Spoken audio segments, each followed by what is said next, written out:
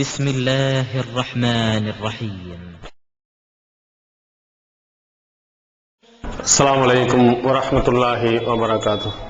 எல்லாம் வல்ல அல்லாஹுவின் நல்லடியார்களே, இவ்வுலகத்திலேயே மனித சமுதாயம் நேரான வழியில் நடப்பதற்கு மிக சிறந்த ஒரு அற்புதமான ஒரு வழியாக இஸ்லாம் என்ற மார்க்கத்தை எல்லாம் வல்ல அல்லாஹு தஆலா தன்னுடைய தூதர்களின் மூலமாக இந்த உலகத்திற்கு அருளி இருக்கிறார். உலகத்தில் எவ்வளவோ மார்க்கங்கள் இருந்தாலும் இறைவனால் அங்கீகரிக்கப்பட்ட இந்த இஸ்லாமிய மார்க்கம் 1400 ஆண்டுகளுக்கு முன்பாக ஒரு தனி மனிதராக இருந்த அன்னலம் பெருமகனார் ஸல்லல்லாஹு அலைஹி வஸல்லம் அவர்களுடைய பெரும் முயற்சியின் காரணத்தினால் இன்றைய உலகத்தினுடைய மூலை முடுக்குகளில் எல்லாம் இந்த ஓரிரை கொள்கையை ஏற்றவர்கள் இன்று பரவலாக இருப்பதை நாம் பார்த்து வருகிறோம். அதிலும் குறிப்பாக ஏறத்தாழ 1000 ஆண்டுகளுக்கு முன்பாகவே இந்த தமிழகத்திலே இந்த ஓரிரை கொள்கை வேரூண்டி இருந்ததற்குரிய சான்றுகள் 1000 ஆண்டுகளுக்கு முன்பாக கட்டப்பட்ட பள்ளிவாசல்கள் சான்றாக இருப்பதை நாம் இன்று பார்க்கிறோம். இப்போ தமிழகத்திலே 1000 ஆண்டுகளுக்கு முன்பாகவே இஸ்லாமிய மார்க்கம் இங்கே வந்து இருந்தாலும் இந்த இஸ்லாமிய மார்க்கத்தை பின்பற்றக்கூடியவர்கள் என்று சொல்லக்கூடிய இஸ்லாமியர்கள் தமிழகம் முழுவதிலேயும் பரவி இருந்தாலும் இஸ்லாத்தினுடைய உண்மையான அடிப்படை கொள்கையை, இஸ்லாத்தினுடைய ஓரிரை கொள்கையை, இஸ்லாத்திலே தெரிந்திருக்க வேண்டிய மிக முக்கியமான அம்சங்களை முஸ்லிம்களாக இருக்கக்கூடியவர்கள் இன்று அறியாதவர்களாகவும் தெரியாதவர்களாகவும் பெயரளவில் முஸ்லிம்களாக இன்று வாழ்ந்து வருவதை நாம் பார்க்கிறோம். இஸ்லாத்தினுடைய மிகவும் உயிர் நாடியாக திகழக்கூடிய ஓரிரை கொள்கையை கூட இன்றைய முஸ்லிம்கள் சரியாக புரியாதவர்களாக, இணை வைப்பு கொள்கையை ஆதரிப்பவர்களாக, இணை வைப்பு கொள்கையை பின்பற்றக்கூடியவர்களாக இன்று பரவலாக இருப்பதை இன்று பார்க்கிறோம். அதற்கு என்ன சான்றுகள்? முஸ்லிம்களுடைய ஊர்களில் இருந்து எங்கு நீங்கள் எடுத்து பார்த்தாலும் அங்கே ஒரு தர்காக்கள் இருப்பதை இன்று நாம் பார்க்கிறோம்.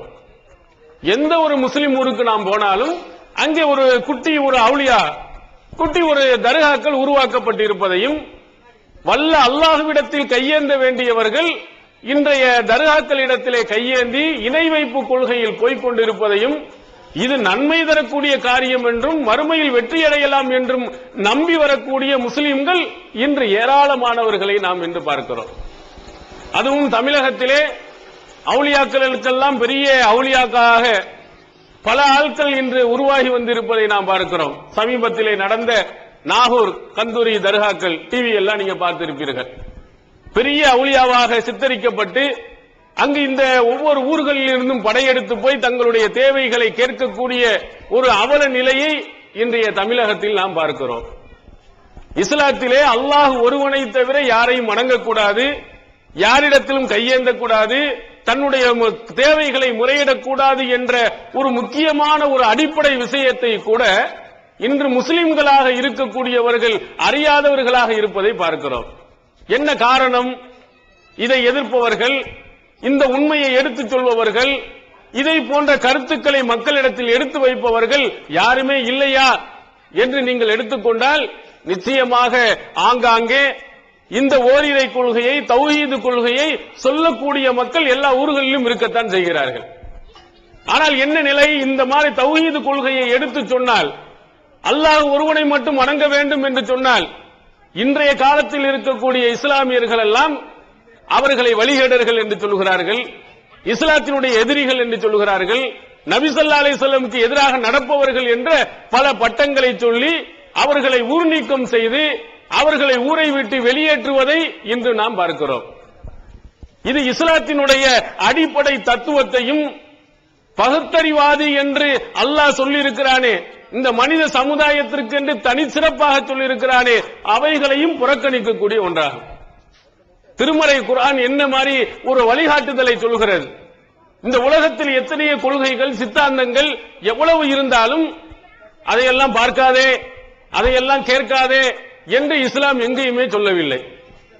இஸ்லாமிய ஒரு மார்க்கம் மட்டும்தான் எது சரியான மார்க்கம் என்று உனக்கு தெரிகிறதோ, உன்னுடைய பகுத்தறிவு கூறுகிறதோ அந்த மார்க்கத்தை நீ பின்பற்று. இந்த திருமறை குர்ஆனில் ஏதாவது தவறு இருக்கிறதா கொண்டு வா, நீ பார்க்கலாம். இதிலே தவறுகள் இருந்திருக்குமானால், இதிலே நிறைய தவறுகள் இருந்திருக்குமானால் இது அல்லாஹ்விடத்தில் இருந்து வந்ததாக இருக்காது. இதிலே முரண்பாடு இல்லாது இருப்பதும் இது இறைவனிடத்தில் இருந்து வந்த ஒன்று என்பதற்கு சான்று என்றும், இந்த திருமறை குர்ஆனை போன்ற அத்தியாயங்களை உன்னால் கொண்டு வர முடியுமா என்றும், இதில் ஏதாவது தவறுகள் இருக்கிறதா என்றும் 1400 ஆண்டுகளுக்கு முன்னால் சவால் விட்டு இன்று வரையிலும் சொல்லிக் கொண்டிருக்கக்கூடிய மார்க்கம் இஸ்லாம் மட்டும்தான். எந்த மதங்களில் நீங்கள் எடுத்துக்கொண்டாலும் மதத்தை ஆய்வு செய்வதற்கு அந்த மதங்கள் தடையாக இருக்கும். அந்த மதத்தை பற்றி விமர்சனம் செய்வதற்கு எதிராக இருக்கும். அந்த மதத்தினுடைய கருத்துக்கள் தவறாக இருந்தால் எடுத்துச் சொல்வதற்கு கடும் எதிர்ப்புகள் கிளம்பும். இதை ஆய்வை செய்யக்கூடாது, கண்மூடி பின்பற்ற வேண்டும் என்றுதான் எல்லா மதங்களும் சொல்லியிருக்கிறது. கலீலியோவுக்கு நிகழ்ந்த சம்பவம் நீங்கள் வரலாற்றிலே நீங்கள் பார்த்திருக்கலாம். கிறிஸ்தவ மதத்திலே இந்த பூமி தட்டை என்று சொன்ன காரணத்தினால் அவர் உருண்டை என்று சொன்னதற்காக வேண்டி அவர் பட்ட கொடுமைகள், அவர் பட்ட துன்பங்கள் வரலாற்றில் பதிவு செய்யப்பட்டிருக்கிறது. ஏன் அவருடைய மதத்திற்கு எதிராக பேசினார் என்பதற்காக அந்த சான்றுகள், அவருக்குரிய தண்டனைகள் கொடுக்கப்பட்டிருக்கிறது. ஆனால் இஸ்லாம் மக்களை சொல்ல, இந்த இஸ்லாத்தினுடைய அடிப்படை நூலாக இருக்கக்கூடிய திருமறை குர்ஆனே உங்களுக்கு சொல்கிறது. இந்த திருமறை குர்ஆனை நீ படிக்கும் பொழுது, இந்த திருமறை குர்ஆனுடைய சட்டங்களை படிக்கும் பொழுது முட்டாளாக, மூடனாக, எதையும் சிந்திக்காதவனாக நீ என்ன செய்ய வேண்டியதில்லை, பார்க்க வேண்டியதில்லை. இபாதுர் ரஹ்மான், இந்த ரஹ்மானுடைய அடியார்கள் இந்த திருமறை குர்ஆனை எப்படி அணுவார்கள்? லம் யஹிரு அலைஹா சும்அம் வ உம்யானா, அவர்கள் குருடர்களாகவோ அல்லது செவிடர்களாகவோ இதிலே விழமாட்டார்கள். இதை சிந்தித்து பார்ப்பார்கள். இந்த திருமறை குர்ஆனில் இருக்கக்கூடிய சட்டங்கள் என்ன, இது சரிதானா, இது ஏற்புடையதானா, இது பின்பற்றுவதற்கு தகுதியா என்பதை அவன் ஆய்வு செய்து பார்ப்பான். நீ ஆய்வு செய்து பார் என்று அல்லாஹ் சொல்கிறார். இது இறைவனிடத்தில் இருந்து வந்தது என்பதின் காரணத்தினால் இதை நீ தவறு கண்டுபிடிக்க முடியாது. பாரு, எவனை வேண்டுமானும் கூட்டிக் கொண்டு வா, எத்தனை பேர்களை வேண்டுமானும் வைத்துக்கொள், எத்தனை பூத கண்ணாடிகளை வைத்து வேண்டாலும் நீ பாரு, இதுல ஏதாவது தவறு இருக்கிறதா நீ ஆய்வு செய்து நீ பின்பற்று. இப்படி சொன்ன மார்க்கம் இஸ்லாம் மார்க்கம் தான். அதை நாம் பின்பற்றி இருக்கக்கூடிய நாம், நம்மிடத்தில் இருக்கக்கூடிய தவறுகளை யாராவது சுட்டிக்காட்டினார்கள் என்று சொன்னால் நாங்கள் எங்களுடைய முன்னோர்களுடைய வழிகள் எல்லாம் எப்படி இருக்கிறதோ அதைத்தான் நாங்கள் பின்பற்றுவோம் என்று கண்மூடித்தனமாக பின்பற்றுவதை நாம் பார்க்கிறோம். அல்லாஹ்வின் தூதர் அவர்கள் சொன்னார்கள், சஹீஹுல் புகாரியில் இடம்பெறுகிறது, பிற்காலத்தில் நீங்க ஒரு காலம் வரும், அந்த காலத்தில் ஜானுக்கு ஜான் முளத்துக்கு முளம் நீங்கள் பின்பற்றுவீர்கள். சிப்ரம் பி சிப்ரிம் திராஅம் பி திராய், ஜானுக்கு ஜான் முளத்துக்கு முளம் என்ன செய்வீர்கள், உங்களுடைய முன்னோர்களுடைய வழியை பின்பற்றுவீர்கள். லவ் தஹலு ஹுஜ்ர லப்பின் தபீதுமுஹும், அவர்கள் உடும்பினுடைய பொந்துக்கு உள்ளே போனாலும் அதை பின்பற்றி உள்ளே போவீர்கள். இதுல உள்ள போக முடியுமா போக முடியாதா என்று சிந்திக்க மாட்டீர்கள். இப்படிப்பட்ட முன்னோர்களுடைய வழிமுறைகளை அப்படி நீங்கள் பின்பற்றுவோர்கள் ஆவீர்கள் என்று அல்லாஹ்வின் தூதர் அவர்கள் ஒரு எச்சரிக்கை சொன்னார்கள்.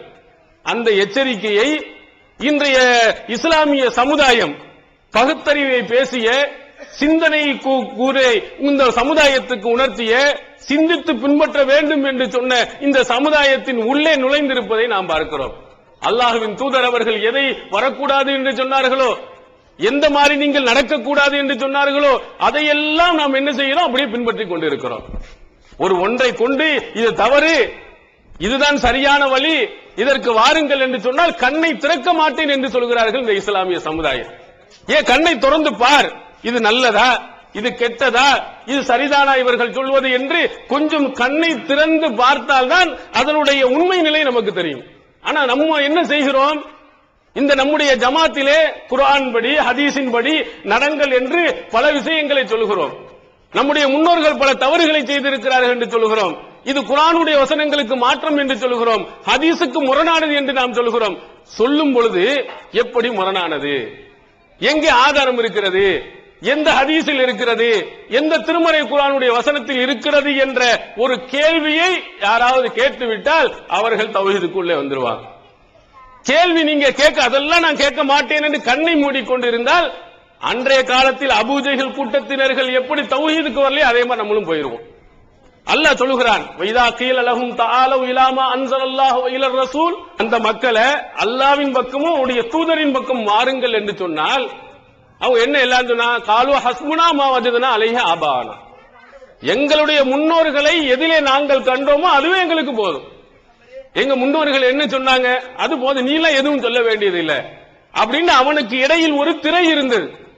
சிந்திப்பதற்கு தடையாக எங்க முன்னோர்கள் சொன்னது பூரா தான் நாங்க பின்பற்றுவோம் என்ற ஒரு இதை எடுத்திருந்தானே இல்லையா, அதனால தான் தௌஹீதுக்கு அவன் மறுத்தான். அதனால தான் அவன் தௌஹீதுக்கு வரவில்லை. அந்த முன்னோர்கள் மூதாதையர்கள் என்ற அந்த திரையை தூக்கி எறிந்தவர்கள் அன்றைய நபி தோழர்கள். அவர்கள் சிந்தித்து இந்த தௌஹீதுக்கு வந்தார்கள். அன்றைய காலத்தினுடைய அபூஜஹல் கூட்டத்தினர்கள் தான் முன்னோர்கள் மூதாதையர்கள் சொன்னார்கள். இன்னும் சொல்ல போனால் ஃபிரௌனுடைய கூட்டத்தினர்கள் அவங்களுக்கு ஒரு முன்னோடியா இருந்தான். ஃபிரௌன் கேட்குமோ மா பாலுல் குரூனில் ஊலா, மூசா நபி இடத்திலே மூசா நபி தௌஹீதை சொன்னார், ஓரிரை கொள்கையை சொன்னார். அவங்க தௌஹீதை வந்து சொன்னா இதுக்கு முன்னால் உள்ள எங்க முன்னோர்கள் தப்பு செஞ்சிட்டாங்களா, ஓரிரை கொள்கை இல்லையே, இணை வைப்பு கொள்கையில இருந்தாங்க, அவங்க என்ன அப்படின்னு கேட்டவன் யார் என்றால் ஃபிரௌன். இந்த ஃபிரௌனுடைய அதே கேள்வியை தான் இன்றைய முஸ்லிம் சமுதாயம் கேட்கிறது. அல்லாஹ் எதுக்கு சொல்றான், இந்த மாதிரி நீ கேள்வியை கேட்காத, சரியா தவறா, தவறானது என்று சொன்னால் விட்டுவிடு, சரியானது என்று சொன்னால் அதை எடுத்துக்கொள். பஷ்ஷிர் இபாதி அல்லதீன யஸ்தபியுனல் கவுல், என்னுடைய அடியார்களுக்கு நற்செய்தி சொல்லுங்கள். அவர்கள் எல்லா சொல்லையும் கேட்பாங்க, என்னென்ன கருத்துக்கெல்லாம் இருக்கோ யார் என்ன சொன்னாலும் கேட்டு யஸ்தபியுன அஹ்சனா, அதிலே அழகான சொல்லை அவர்கள் பின்பற்றுவார்கள். இது எவ்வளவு அறிவுபூர்வமானது, எவ்வளவு அழகானது என்று பாருங்க. இதை கேட்காத, அதை கேட்காத, அவன்கிட்ட போகாத, அந்த புத்தகத்தை படிக்காத, இந்த இடத்துக்கு போவாத அப்படின்னு இஸ்லாம் தடை சொல்ல. எவன் சொன்னாலும் சரி கேளு, யாரு சொன்னாலும் கேளு, என்ன செய்தியை சொன்னாலும் கேளு, எந்த புத்தகத்தை வேணாலும் படி, படிச்சு உனக்கு அல்லாஹ் கொடுத்திருக்கக்கூடிய அறிவை முன்னால் வைத்துக் கொண்டு சிந்தித்துப்பார். இது சரியா, இது தவறா, எது உனக்கு தவறு என்று அல்லாஹ் உனக்கு கொடுத்திருக்கக்கூடிய அந்த பகுத்தறிவு தவறு என்று சொல்ல தூக்கி எறிந்து விடு. எது சரி என்று சொல்லுகிறதோ அதை நீ பின்பற்று. இது இப்படிப்பட்டவர்களுக்கு மறுமையில் சொர்க்கம் இருக்கிறது. அப்படி சிந்தித்தவர்கள் தான் அன்றைய காலத்தில் இருந்த நல்லவர்கள். அவர்கள் நினைத்திருந்தார், நம்ம மாதிரி நினைத்திருந்தார், நம்ம முன்னோர்கள் சொன்னதை நம்ம எப்படி மாற்றுவது, முன்னோர்கள் சொன்னதை எப்படி நாம் புறக்கணிப்பது அப்படின்னு அபூபக்கர் சித்தீக் ரலியல்லாஹு அன்ஹு அவர்கள் சிந்தித்திருந்தால் தௌஹீதுக்கு வந்திருப்பாரா? அவருடைய தந்தை அபூ குஹாஃபா, அவர் இஸ்லாத்துக்கு எப்ப தழுவினார் தெரியுமா? அவர் மக்கா வெற்றி ஹிஜ்ரி 8 தான் இஸ்லாத்துக்கு வர்றார். அதுக்கு முன்னாடி இஸ்லாத்தை ஏற்கல. அவர் கூட அபூபக்கருடைய தந்தை இஸ்லாத்தை தழுவவில்லை. உங்க அப்பா வரலையே, நான் எப்படி வர்றது அப்படின்னு சொன்னா அபூபக்கர் சித்தீக் ரலியல்லாஹு அன்ஹு அவர்கள் நம்ம புகழ்ந்திருப்போமா? ஒரு சிறப்புக்குரியவர் என்று சொல்லி இருப்போமா? எங்க அப்பா வரல, எங்க அப்பாவுடைய கொள்கையிலே நான் இருப்பேன் அப்படின்னு நம்ம இருந்திருந்தால் நிலைமை என்ன? அபூ தாலிப் நம்ம போயிடும். அபூ தாலிப் தான் கடைசி நேரத்தில் அபூஜஹல் கூட்டத்தினர்கள் தூண்டுகிறார்கள். இந்த முகமது சொன்ன பச்சை கேட்க போற, உங்க அப்பா இருக்காரு அப்துல் முத்தலிப், அவர் எவ்வளவு அற்புதமான மார்க்கத்தில் இருந்தார், அதுல நெல்லு அதுல நெல்லு அப்படின்னு கடைசியில சொல்லி அபூ தாலிப் என்ன சொன்னார்? அலா மில்லத்தி அப்துல் முத்தலிப், அப்துல் முத்தலிபுடைய அந்த மார்க்கத்தில் நான் இருக்கிறேன் அப்படின்னு சொல்லி இறந்து போய் நிரந்தர நரகவாதியா போயிட்டார். யார் பேச்சை கேட்டு?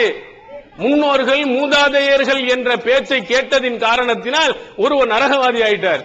அதே நேரத்தில் முன்னோர்கள் மூதாதையர் பேச்சில் எனக்கு முக்கியம் இல்லை, நான் என்னுடைய அறிவின் அடிப்படையில் அல்லாஹ் கொடுத்த அந்த புத்தியின் அடிப்படையில் எது தௌஹீத், எது சரியான கொள்கை என்பதை நான் சிந்தித்து இந்த கொள்கைக்கு நான் வருவேன் என்ற அந்த நபித்தோழர்களுடைய அந்த செயல்கள் இன்று அவர்களை பெரும் பேருடனும் ரலியல்லாஹு அன்ஹு என்று சொல்லக்கூடிய அளவிற்கும் உருவாக்கி இருப்பதை பார்க்கிறோம். இப்ப நம்ம இஸ்லாம் இன்றைய காலத்தில் இருக்கக்கூடிய முஸ்லிம்கள் இந்த தௌஹீதுக்கு அப்பாற்பட்டு போவதற்கு காரணமே நான் எதையும் பார்க்க மாட்டேன்னு நிக்கிறது தான். நம்ம சொன்னதெல்லாம் 100% சரிதான், இப்படியே வான்னு சொல்லல. சரியா இல்லையான்னு முதல்ல கண்ணை திறந்தாவது பாரு, அது என்ன பொருள்ன்றாவது நீ முதலில் பார், அதற்கு பிறகு எது சரியா அதை நீ பின்பற்று என்று நாம் சொல்லுகிறோமே தவிர கண்மூடி பின்பற்ற சொல்லவில்லை. இதுல இருந்து கிரேட் எஸ்கேப் ஆறதுக்கு ஒரு அழகான ஐடியா நானே உங்களுக்கு சொல்லி தர்றேன்.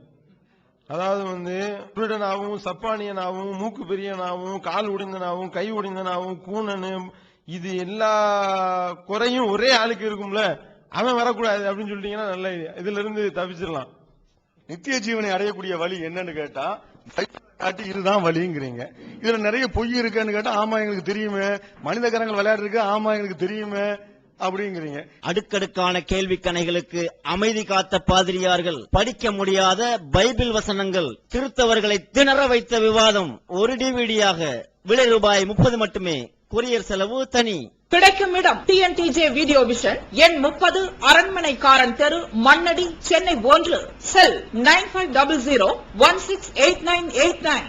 திருக்குரான் தமிழாக்கம் பி ஜெயினலாபிதீன், அனைவருக்கும் புரியும் எளிய நடை, தேவைப்படும் வசனங்களுக்கு தெளிவான விளக்கங்கள், கலை சொற்களின் விளக்கங்கள், திருக்குரான் எவ்வாறு அருளப்பட்டது, எவ்வாறு தொகுக்கப்பட்டது என்பது குறித்து முழுமையான விளக்கம். நபிகள் நாயகம் ஸல்லல்லாஹு அலைஹி வஸல்லம் காலம் முதல் இன்று வரை குர்ஆன் பாதுகாக்கப்பட்ட வரலாறு, திருக்குரான் இறைவனின் வார்த்தைகள் என்பதற்கான அடுக்கடுக்கான ஆதாரங்கள், முந்தைய பதிப்புகளை விட மெருகூட்டப்பட்ட செய்திகள், கூடுதலான பக்கங்கள், அழகிய வடிவமைப்பு, உயர்தரமான பைண்டிங். விலை ரூபாய் 300 மட்டுமே.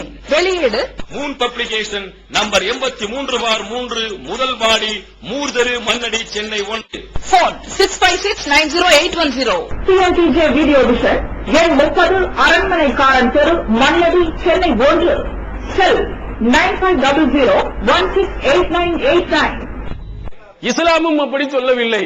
நாங்கள் சொல்வது திருமறை குர்ஆனில் இருக்கிறதா, எடுத்து குர்ஆனை எடுத்து நீ படிச்சு பாரு, ஹதீஸ்ல இருக்கிறதா அதை எடுத்து நீ படித்து பாரு.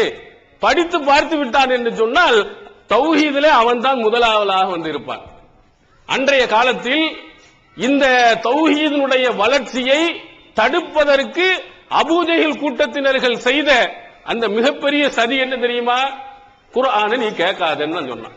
லா தஸ்மஉ லிஹாதல் குர்ஆன், திருமறை குர்ஆன் நமக்கு சொல்லுகிறது, இந்த குர்ஆனை நீ செவிதாழ்த்து கேட்காத. வல்கவு ஃபீஹி லஅல்லக்கும் தக்லிபூன், அதிலே கூச்சலிடு, நீ வெற்றி பெறுவாய்.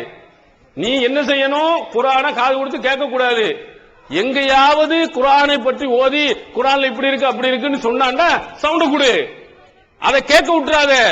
அப்படி நீ செய்தால் இந்த ஷிர்க் மேலோங்கும், நீ வெற்றி அடைவாய் என்று காவிர்கள் சொன்னதை அல்லாஹ் தஆலா திருமறை குர்ஆனில் சொல்கிறார். என்ன காரணம்? இந்த குர்ஆனுடைய சட்டத்தை காது கொடுத்து கேட்டானா தௌஹீதுக்கு வந்துடுறான். இந்த குர்ஆனில் இருக்கக்கூடிய அந்த அம்சங்களை படித்து விட்டான் என்று சொன்னால் ஓரிரை கொள்கையின் பக்கம் வந்து விடுகிறான். இதை தடுக்கணும்னு சொன்னா போகாத அந்த கூட்டத்துக்கு, அவனு போய் கேட்றாத, அந்த புத்தகத்தை படிச்சிடாத, அந்த CD நீ வாங்கிறாத என்று இன்று எப்படி தடுக்கிறார்களோ அதே மாதிரி அன்றைய காலத்தில் இருந்த குறைஷி குலத்தில் இருக்கக்கூடிய காவிர்கள் இந்த குர்ஆனை படிக்காத கேட்காதன்னு சொன்னான். அபூபக்கர் சித்திக் ரலியல்லாஹு அன்ஹு அவர்கள் மக்காவிலே இருக்கின்ற பொழுது அவர்கள் தன்னுடைய வீட்டில் முற்றத்திலே சத்தம் போட்டு குர்ஆனுடைய வசனங்களை ஓதினார்கள். ஓதின உடனேயே அங்கிருந்த முஸ்லிம்களுக்கெல்லாம் உள்ள கதி கலங்க ஆரம்பிச்சிருக்கு. காரணம் என்ன? அவங்க மனைவிமார்கள், அவங்களுடைய பிள்ளைகள் எல்லாம் காது கொடுத்து கேட்க ஆரம்பிச்சாங்க. என்ன இது, இது என்ன வசனம் சொல்லுகிறது, இதுல என்ன கருத்து சொல்லுகிறது அப்படின்னு சொல்லிட்டு ஒவ்வொருத்தரா கூட்டம் கூட்டமா வந்தவுடன் தான் அபூபக்கருக்கு நிறைய துன்பத்தை கொடுத்து அபூபக்கர் சித்திக் ரலியல்லாஹு அன்ஹு அவர்கள் தன்னுடைய சொந்த நாட்டை விட்டு வெளியேறி போனாங்க அபிசீனியாவுக்கு. அபிசீனியாவுக்கு போகும் பொழுதுதான் பர்குல் ரிமாத் என்று சொல்லக்கூடிய இடத்தில் இப்னு தகினா என்று சொல்லக்கூடிய அந்த பகுதியினுடைய தலைவர் சொன்னார், எங்க நீங்க போறீங்க? ரொம்ப நல்லவராயிட்டு, மக்களுக்கெல்லாம் நீங்கள் நல்லது செய்யக்கூடியவர்கள் இல்லையா? உங்களை மாதிரி ஆட்கள் என்ன செய்யக்கூடாது? போகவும் கூடாது, யாரும் வெளியேற்றவும் கூடாது. நீங்க கவலைப்படாதீர்கள், நான் உங்களுக்கு இந்த மக்காவில் இருப்பதற்குரிய வசதி வாய்ப்பை நான் வாங்கி தருகிறேன் அப்படின்னு இப்னு தகினா என்று சொல்லக்கூடிய அபூபக்கரை தெரிந்த அந்த தலைவர் முஷ்ரிக்கீன்களிடம் போய் பேச்சுவார்த்தை நடத்தினார். பேச்சுவார்த்தை நடத்தும் பொழுது அவர்கள் என்ன சொன்னார்கள் தெரியுமா? அபூபக்கர் இருப்பதனால் எங்களுக்கு பிரச்சனை கிடையாது, அவர் தொழுவதினால் கூட எங்களுக்கு பிரச்சனை கிடையாது. ஆனால் தொழுவும் போது குர்ஆனுடைய வசனங்களை சத்தம் போட்டு ஓதக்கூடாது. அவன் போட்ட கண்டிஷன் சஹீஹ் புகாரியில் இது பதிவு செய்யப்பட்டிருக்கிறது. யஃப்தினு அபுனாஅனா வ நிசாஉனா, எங்களுடைய பிள்ளைகளும் எங்களுடைய மனைவிமார்களும் இதனால குழப்பத்தில் ஆளாகிறார்கள். இவர் குர்ஆன் ஓத ஓத கேட்டு கேட்டு கரெக்டா இருக்கே, சரியா இருக்குதே அப்படின்னு சொல்லி கொண்டு என்ன செய்கிறார்கள், இந்த குர்ஆனுடைய வசனத்தை கேட்டு அவர்கள் கொள்கை மாறி போய் விடுகிறார்கள். அபூபக்கர் தாராளமாக இருக்கலாம், குர்ஆன் வசனத்தை சத்தம் போட்டு ஓதக்கூடாது. இப்படி போயிருவான். இதைத்தான் நம்ம ஆளுக்கு செய்து கொண்டிருக்கிறார் நம்முடைய மௌலவிகள். இன்றைய காலத்தில் இந்த தௌஹீதை எதிர்க்கக்கூடியவர்கள் கேட்கிறாதே, போயிராதே, படிச்சிடாதே. நீங்கள் யாரெல்லாம் படிக்கிறார்களோ ஒரு தடவை இந்த குர்ஆனுடைய வசனங்களை படித்து விட்டால், நம்முடைய கூட்டங்களுக்கு ஒரு தடவை வந்து கேட்டு விட்டால், அவர்கள் கண்டிப்பாக என்ன செய்வார்கள், அவருடைய உள்ளங்கள் மாற்றம் அடையும், அவருடைய உள்ளங்கள் திரும்பும். அது எவ்வளவு பெரிய கூட்டத்தில் உள்ள ஆளாக இருந்தாலும் சரிதான், எவ்வளவு கடுமையாக எதிர்ப்பவனாக இருந்தாலும் சரிதான், ஊவத்தல் காய்த்தல் இல்லாமல் இந்த தௌஹீதுடைய கொள்கையை அவர்கள் கேட்டு விடுவார்கள். ஆனால் இந்த தௌஹீதுடைய பிரச்சாரத்தை ஒரு தடவை காது கொடுத்து கேட்டு விடுவார்கள். ஆனால் இந்த தௌஹீதுக்கு இவர்கள் தான் மிகப்பெரிய தூண்களாக இருப்பார்கள். எப்படி உமர் பின் கத்தாப் கொலை செய்ய வந்தவர் தான்.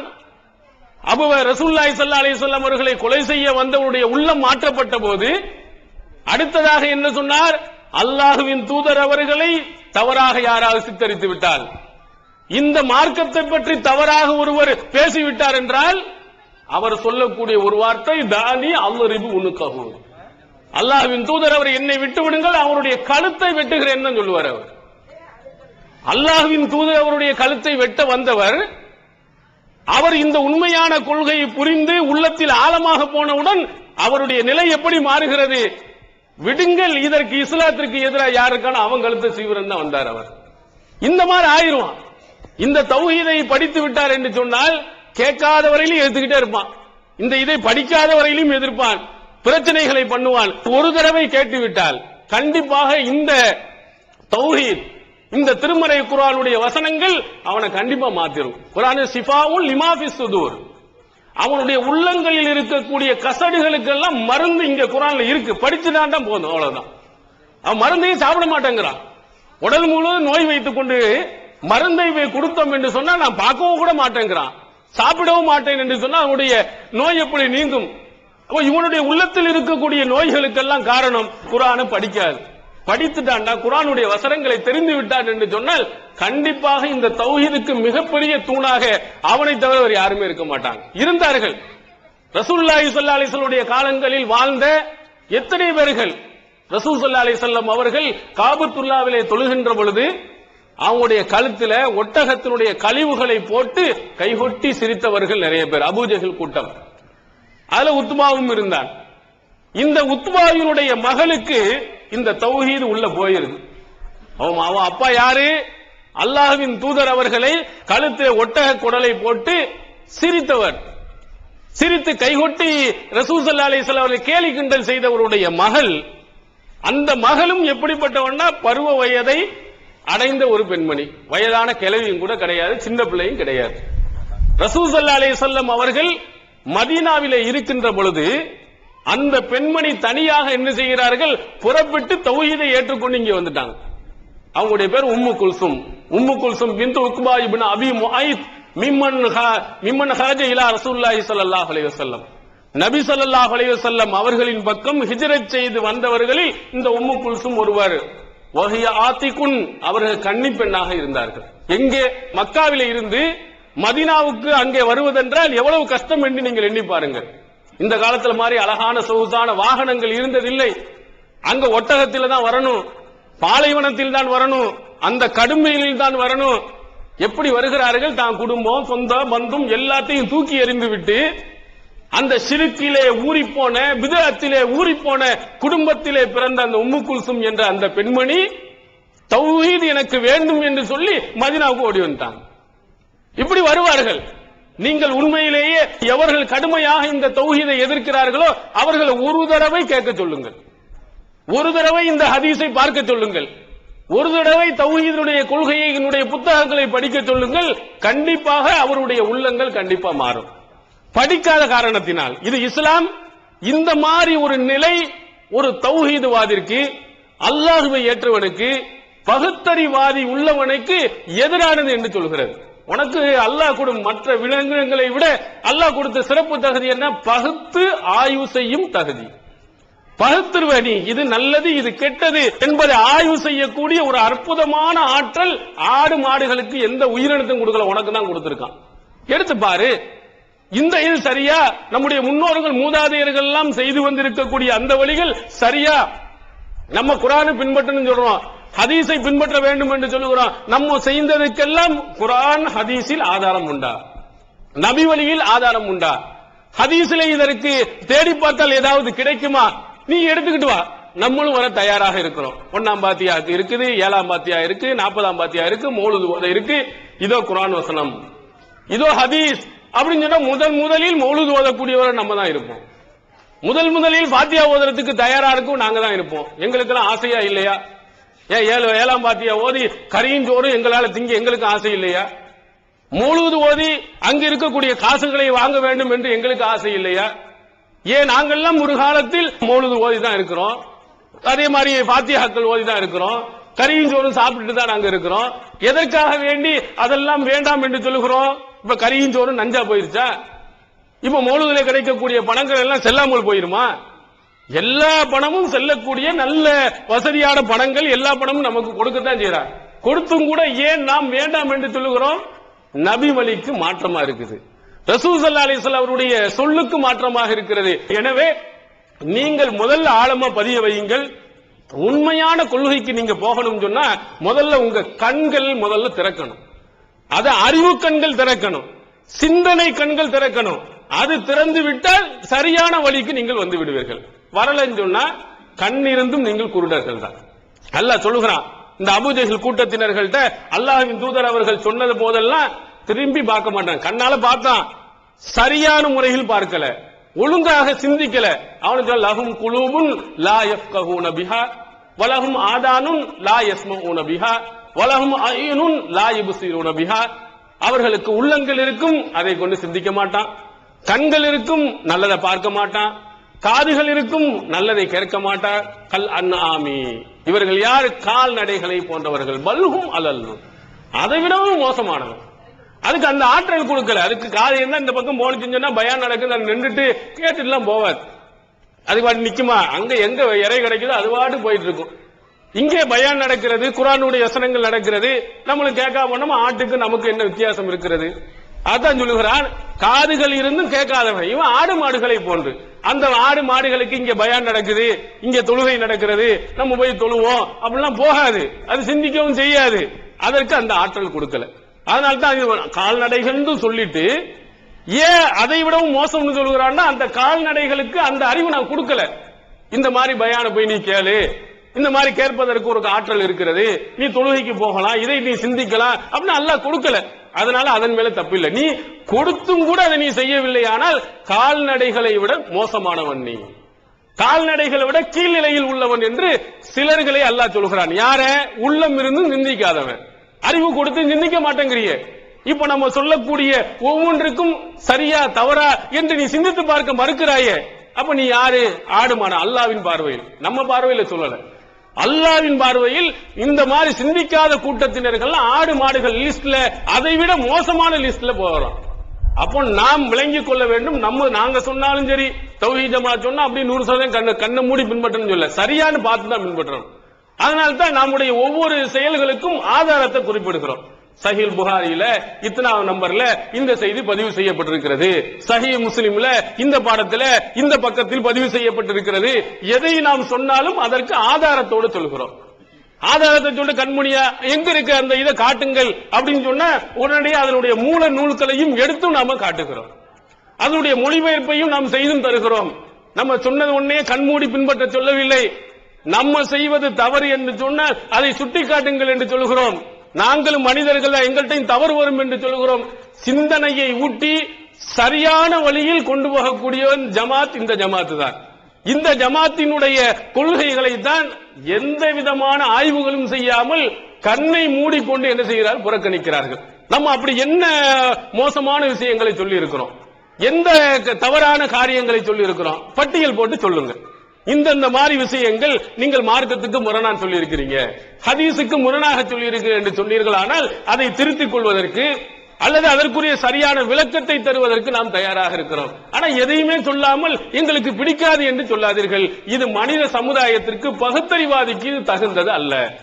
இப்போது விற்பனையில் இஸ்லாம் கூறும் பொருளியல் அவர்கள் பிஜே அவர்கள் உரையாற்றிய பொருளாதாரம் சம்பந்தமான 27 மணி நேர தொடர் சொற்பொழிவு. என்ன வியாபாரம் செய்யலாம், பங்குச் சந்தையில் ஈடுபடலாமா, இன்சூரன்ஸ் செய்யலாமா, MLM வியாபாரத்தில் ஈடுபடலாமா, குத்தகை, பங்கு வணிகம் மற்றும் வியாபாரம் தொடர்பான அனைத்து சந்தேகங்களுக்கும் குர்ஆன் ஹதீஸ் அடிப்படையில் தெளிவான விளக்கங்கள் 3 டிவிடிகளாக விலை ரூபாய் 75 மட்டுமே.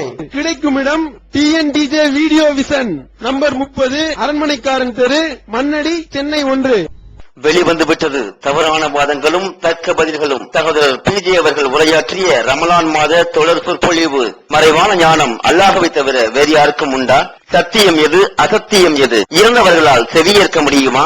நபிமார்களுக்கு இறைவன் வழங்கியதையன்றி வேறு ஏதும் மறைவான ஞானங்கள் உண்டா? தர்கா, தரீகா வழிபாடுகள் சரியா? மனிதன் கடவுளாகி விட முடியுமா? தவறான கொள்கையில் இருப்பவர்களின் வாதங்களுக்கு குர்ஆன் ஹதீஸ் அடிப்படையில் அடுக்கடுக்கான தெளிவான சான்றுகளுடன் தக்க பதில்கள் 5 டிவிடிக்களாக விலை ரூபாய் 150 மட்டுமே. கிடைக்கும் இடம் TNTJ வீடியோ விஷன், நம்பர் 30, அரண்மனைக்காரன் தெரு, மண்ணடி, சென்னை 1. செல் 9500168989.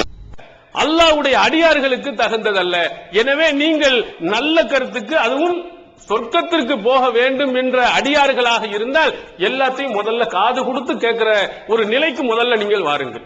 எல்லா செய்தியும் நான் கேட்கிறேன், கொஞ்ச நாள் கேட்டு சிந்தித்து பார்க்கிறேன் அப்படின்ற ஒரு நிலைக்கு நீங்கள் வந்தீர்களானால் நீங்கள் ஒரு பாதி கடனை தாண்டி வந்துடலாம். இன்னும் கொஞ்சம் சில விஷயங்கள் நீங்க வந்ததற்கு பிறகு இஸ்லாம் அடுத்ததாக சொல்கிறது, ஒரு சரியான கருத்தை நீ பின்பற்ற வேண்டும் என்று சொன்னால் உன்னுடைய கொள்கை எப்படி இருக்குன்னா, பெரும்பான்மை, அதிகமான மக்கள், நிறைய மக்கள் இவங்களெல்லாம் செய்தார்கள் என்று சொன்னால் அது சரியா இருக்கும் என்ற அந்த கருத்தை முதல்ல தூக்கி தூர எறியுங்க. இது அறிவுக்கும் பொருத்தமற்றது, நடைமுறைக்கும் சாத்தியம் இல்லாது. நிறைய பேர்கள் இருந்தால் அதுதான் சரி என்பது முதல்ல தவறு. குர்ஆன் சொல்கிறது, வயின் துத்தியு அக்ஸர மன்ஃபில் அர்லி யலில்லூக அன் சபீலில்லாஹ். நீர் மட்டும் பெரும்பான்மை உள்ளவர்களை பின்பற்றினால் உன்னையும் சேர்த்து அவர்கள் வழிகெடுத்து விடுவார்கள். குர்ஆன் சொல்கிறது. யாரை அல்லாஹ்வின் தூதர் அவர்களை பார்த்து பெரும்பான்மை மக்கள் சொன்னாங்கிற ஒரு காரணத்துக்காக வேண்டி அதுதான் சரின்னு நீ போனி என்ற நீனும் வழிகட்டு போய் விடுவாய் என்று அல்லாஹ் தஆலா சொல்கிறார். ரசூலுல்லாஹ் முதல்ல ஒரு ஆளா தானே வந்தாங்க. மெஜாரிட்டி பூரா என்ன இருக்கு, சிறுக்குல தான் ஊறி போய் இருக்குது. அப்ப மெஜாரிட்டியான கருத்துக்கள் இருக்கிறனால அது சரி என்று கருத்து நியாயமானதாக இருந்தால் அல்லாஹ்வின் தூதர் அவர்கள் தௌஹீதிலே இருக்கவே முடியாது. இது ஒரு அறிவுபூர்வமான ஒன்று இல்லையா? நம்முடைய உலக கூட்டம் இந்த ஊர்ல உள்ள அத்தனை பேரும் சொல்றாங்க, நீங்க 10 பேர் தானே நீங்க சொல்றீங்க, அப்படி பார்க்காதீங்க. இப்ப நபி ஸல்லல்லாஹு அலைஹி வஸல்லம் அவர்கள் ஒரு நபராக இருந்து கூட்டத்தை பார்க்கறாங்க, எதிரா இருக்குது. இவ்வளவு பெரிய கூட்டத்தினர்களுக்கு மாற்றமாக நம்ம கருத்து சரியா அப்படின்னு ஒரு வார்த்தை நினைத்திருந்தால், எல்லாருக்கும் தெரியும் ரசூல் ஸல்லல்லாஹு அலைஹி வஸல்லம் அவங்க தனி நபராக இருந்துட்டா அவ்வளவு தௌஹீதை எடுத்து சொன்னாங்கன்னு எல்லா ஊர்ல உள்ள அவங்க அத்தனை பேருக்கு தெரியும். அவங்க இந்த கருத்தை மனதில் வைத்திருந்தால், நம்ம ஒருத்தர் தானே சொல்றோம், இவ்வளவு பேர் எதிரா இருக்கிறார்களே அப்படிங்கறனால நம்ம சொன்ன கருத்து தவறுன்னு அல்லாஹ்வின் தூதர் அவர்கள் பின்வாங்கி இருந்தால் நம்ம தௌஹீதுல வந்திருக்க முடியுமா? எப்படி பார்க்கணும்? பெரும்பான்மை சிறுபான்மைன்னு பார்க்க கூடாது, சரியா தவறா என்ற கோணத்தில் தான் இஸ்லாம் பார்க்க சொல்கிறது. பெரிய கூட்டத்தினர்கள் தவறும் செய்யலாம், சரியாகவும் இருக்கலாம். இப்ப நீங்க பாத்தீங்கன்னா பள்ளிக்கூடங்கள் இந்த இருக்கு, பள்ளியாசல்கள், அதே மாதிரி சினிமா தியேட்டரும் இருக்கிறது. யார் அதிகமாக பள்ளியாசலுக்கு வர விரும்புகிறார், யார் சினிமாக்கு வர விரும்புகிறார், யார் நாடகத்தை அதிகமா பாக்குறாங்க, யார் தொழுகை அதிகமா வைக்கிறாங்க அப்படின்னு ஒரு ரிசல்ட் நீங்க பாத்தீங்கன்னா, நாடகத்தில் பார்க்கக்கூடிய பெண்கள் மெஜாரிட்டியில வந்து நிப்பாங்க. சரியான நேரத்தில் தொழக்கூடியவர்கள் 1% கம்மியா போயிருவாங்க. அப்ப மெஜாரிட்டி நாடகத்துல தான் மூழ்கி இருக்கிறனால நம்ம அதுல போய் சேர்ந்துருவோம் அப்படின்னு யாராவது முடிவு எடுப்பார்களா? அப்படி சொன்னா நீங்க என்ன சொல்லுவீங்க? நாடகங்கிறது ஒரு நல்ல இதா, ஒரு பொய், இதுல ஒரு பித்தலாட்டம், நேரத்தை வீணடிக்கக்கூடியது, இதையும் நாம் தொழுகையையும் நாம் ஒப்பிட்டுக்க முடியுமா? இதனுடைய நன்மை எவ்வளவு, அதில் கிடைக்கக்கூடிய நன்மை என்பது எப்படி நீங்கள் ஆய்வு செய்து முடிவு பண்ணுகிறீர்களோ அதே மாதிரி முடிவெடுங்க. இந்த ஊரில் உள்ள மெஜாரிட்டி இருக்கிறார்கள் என்று பார்க்க கூடாது, அந்த மெஜாரிட்டியினுடைய கருத்துக்கள் நியாயமானதாக இருந்ததா, ஆதாரம் அடிப்படையில் உள்ளதாக இருந்ததா, இந்த அடிப்படையில் நாம் பின்பற்றினோமே ஆனால் மறுமையில் நன்மை கிடைக்குமா என்ற கோணத்தில் நீங்கள் பார்க்க வேண்டும். இதையும் நீங்க உள்ளத்துல வச்சிருந்தீர்களே ஆனால் மெஜாரிட்டி சொன்னதெல்லாம் கரெக்ட், நான் எதையும் சிந்திக்க மாட்டேன் அப்படின்னு நீங்க போயினீர்களானால் நீங்களும் சரியான சொர்க்கத்திற்குரிய வழிகளில் போக மாட்டீங்க. ஆனா இன்றைய இஸ்லாமிய பரவலான இது என்ன ஊர்ல உள்ள உனக்கெல்லாம் தெரியாத உனக்கு தெரிஞ்சு போச்சா அப்படின்னு கேட்கிறான். அபூஜஹல் அப்படித்தானே கேட்டிருப்பான், ஃபிரௌன் அப்படித்தானே கேட்டிருப்பான். ஊர்ல இத்தனை மக்களுக்கு இவ்வளவு கால மக்களுக்கு தெரியாது, மூசாவை உங்களுக்கு தான் தெரிஞ்சிருச்சா, முகமது உமக்கு தான் தெரிஞ்சு போய்விட்டதா, இந்த காபத்துல்லாவுல 360 சிலைகள் இருக்குது, நீ ஒண்ணுமே இல்லங்கிற, இதான் இப்ராஹிம் நபி கட்டினது, இதெல்லாம் எப்படி வந்தது, இப்படி என்ன செய்வார், திரும்பி கேள்வியை கேட்டிருவார்கள். அதுவும் நியாயம் என்ற அடிப்படையில் வந்துடும். அதனால அது சரியல்ல, அறிவுபூர்வமாகவும் சரியல்ல, மார்க்கத்தின் அடிப்படையிலும் சரியல்ல. தௌஹீதுக்கு வர்றதுக்கு, உண்மையை விளங்குவதற்கு இந்த மெஜாரிட்டி என்று நீங்கள் வைக்கக்கூடாது. அடுத்ததாக காலங்காலமாக ஒன்னொன்னா தானே வந்து கொண்டிருக்கிறது, இப்படிங்கிற ஒரு சிந்தனை இந்த சமுதாயத்தில் நிறைய பேர்கள் இருக்கிறது. அன்றைய காலத்தில் இருந்தவங்க இந்த தௌஹீத் ஆரம்ப கால ரசூலுல்லாஹி ஸல்லல்லாஹு அலைஹி வஸல்லம் உடைய காலத்தில் தௌஹீதை சொன்னாங்க, அதை பின்பற்றின தௌஹீதை சொன்னாங்க, அடுத்தவங்க தௌஹீதை சொன்னாங்க, மார்க்கத்தை அப்படியே பின்பற்றி வாழையடி வாழையாகத்தானே வந்தது. அங்கிருந்து தானே தௌஹீதை வந்திருக்கிறது, அங்கிருந்தானே தர்கா வழிபாடுலாம் வந்திருக்கிறது. அல்லாஹ்வின் தூதருடைய காலத்தில் இருந்து வந்ததை போன்று நம்ம ஆளுக்கு என்ன செய்யறா ஒரு விஷயத்தை சொல்லுகிறார்கள். இதெல்லாம் ஆரம்ப காலத்திலிருந்து படிப்படியாக வந்ததுதான் அப்படின்னு சொல்லிக்கொண்டு இதை நியாயப்படுத்துகிறார்கள். இல்லை, ஆரம்பத்தில் தௌஹீத் இருந்தாலும் நாட்கள் செல்ல செல்ல அந்த தௌஹீதில இணை வைப்பு கொள்கை புகுந்து ஷிர்க்குகள் நிறைந்து மிகப்பெரிய ஒரு மோசமான ஒரு நிலை இன்று உருவாகி இருக்கு. அப்படித்தான் வரும். இதற்கு உதாரணம் என்ன, முன்னால் நான் சொன்னதை போன்று நபி இப்ராஹிம் அலைஹிஸ்ஸலாம் அவர் என்ன செய்தார், சிலைகளை எல்லாம் உடைச்சிட்டு தௌஹீதை எடுத்து சொன்னவர். முதலாவதாக கட்டப்பட்ட காபத்துல்லா என்ற ஆலயத்தை அல்லாஹுவை மட்டும் வணங்கணுங்கிறது தான் அவர் கட்டினார் தானே. இப்ராஹிம் நபியுடைய காலத்தில் அப்படி வாழையடி அப்படியே வந்து என்னாச்சு, காபத்துல்லாவிலே 360 சிலைகள் அல்லாஹ் ஒருவனை மட்டும் வணங்கக்கூடிய பள்ளியாசலுக்குள்ளே எப்படி போனுச்சு? அப்போ இப்ராஹிம் நபி அந்த கருத்து தான் சொன்னாரு நீங்க ஏத்துக்கிறீர்களா? இல்ல இடையில் சைத்தானுடைய புகுந்தல் உள்ளே போய் அப்படிப்பட்ட ஒரு மாற்றமான ஒரு சூழ்நிலை உருவாகிவிட்டது என்று நீங்கள் நம்புவீர்களா? நம்ம அழகாக சொல்லி விடுவோம், இல்லை இது இடையில சைத்தான் புகுந்திருக்கிறான், இது தௌஹீதுக்கு எதிரானது, இதை ஆதரிக்க முடியாது என்று நீங்கள் எப்படி சொல்வீர்களோ அதை போன்றுதான் 1000 ஆண்டுகளுக்கு முன்னால் உண்மையான தௌஹீத் இங்கே நுழைந்து காலங்கள் உருண்டோட நம்முடைய இஸ்லாமிய சமுதாயத்தின் உள்ளே ஷிர்க்குகளும் பித்அத்துகளும் நிறைந்து வந்துவிட்டது. அதற்கு சான்றுகள் ஹதீசுகளிலேயும் திருமறை குர்ஆனிலேயும் நிறைய இருக்கிறது. புதுசா நமக்கு தெரியும். இப்போ நம்ம சொல்லுகிறோம் தர்காவெல்லாம் இருக்கக்கூடாது, தர்காவையெல்லாம் உடைக்கணும், ஐயோ அல்லாஹ் அக்பர் தர்காவை உடைக்க சொல்லுகிறானா அப்படி நம்ம பதறுகிறார்கள் எத்தனையோ பெண்கள். தர்காவை உடைக்க சொல்றாங்களா, தர்காவில் கையேற்ற கூடாதா? இது ஒரு இஸ்லாத்தை புரிந்து வருவாரேனா ஒரு எல்கேஜி ஆரம்பத்தில் சொல்லிக் கொடுக்கக்கூடிய ஒரு பாடம் தான் இது. தௌஹீதுடைய ஆரம்பத்தில் உள்ள ஒரு பாடம் இந்த முஸ்லிம்களாக இன்று உருவாகி காலமாக இருக்கக்கூடிய முஸ்லிம்களுக்கு தெரிகிறது இல்ல. ஹதீஸை நீங்கள் புரட்டி பாருங்கள். சஹீஹ் முஸ்லிம் என்ற தமிழ் புத்தகத்தில் வந்திருக்கு பாருங்க, 2ஆம் பாகத்தை எடுத்து புரட்டி பாருங்கள். இது தமிழாக்கம் நாங்கள் கூட செஞ்சது இல்லை, சுன்னத்துல் ஜமாத்தில் இருக்கக்கூடியவர்கள் செய்தது. தமிழகத்தினுடைய தாய் கல்லூரி என்று சொல்லக்கூடிய பாக்கியாத்து சாலிஹாத் வேலூர்ல இருக்கக்கூடிய அந்த ஆலிம்கள் எல்லாம் சரிபார்த்த ஒரு நூல் இன்று தமிழ்ல மொழிபெயர்த்து கொடுக்கப்பட்டிருக்கிறது. படிச்சு பாருங்க. நாங்க ஏதாவது செஞ்சோம்னா என்னமோ நாங்க எங்க கை சரக்கு விட்டோம்னு ஏதாவது நீங்க சொல்லலாம், நீங்க கொஞ்சம் புரட்டி பாருங்க. அதுல அலி ரலியல்லாஹு அவர்கள் அபுல் ஹய்யாஜ் அல் அஸதி என்று சொல்லக்கூடிய ஒருவரிடத்தில் சொல்லுகிறார்கள், அலா அப்அஸுக அலாமா பாசனி அலைஹி ரசூலுல்லாஹி ஸல்லல்லாஹு அலைஹி வஸல்லம், ரசூலுல்லாஹி ஸல்லல்லாஹு அலைஹி வஸல்லம் அவர்கள் என்னை எந்த பணிக்கு அனுப்பினார்களோ அதே பணிக்கு உன்னையும் நான் அனுப்புகிறேன். அலி ரலியல்லாஹு அவர்கள் தன்னுடைய ஆட்சி காலத்தில் இந்த கட்டளையை அபுல் ஹய்யாஜ் அல் அஸதி என்பவரிடத்தில் சொல்றாங்க. ரசூலுல்லாஹ் அவங்க காலத்துல என்னை ஒரு வேலைக்கு அனுப்புனாங்க, நான் ஒரு வேலையை செஞ்சுட்டு வந்தேன், அந்த பணியை உனக்கு சொல்றேன் நீ செய். என்ன சொன்னார்கள் அதுல?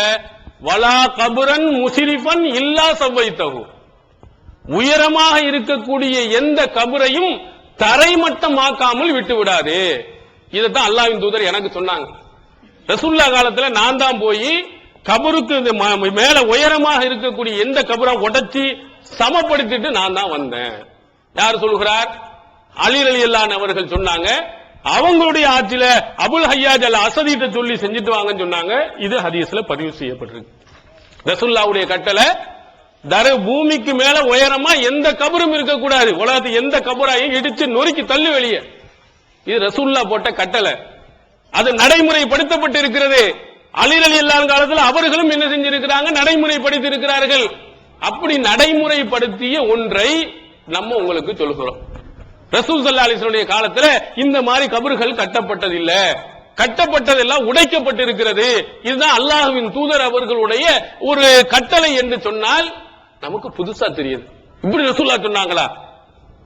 தர்காவை இடிக்க சொன்னார்களா? கபரை இடிக்க சொன்னார்களா? அப்படின்னு நாமளும் ஆச்சரியமா படுகிறோம். இன்னும் சொல்ல போனால் மதுஹப் என்று சொல்லுகிறார்களே, அந்த மதுஹபுடைய இமாம்கள் கூட சொல்லி இருக்கிறாங்க.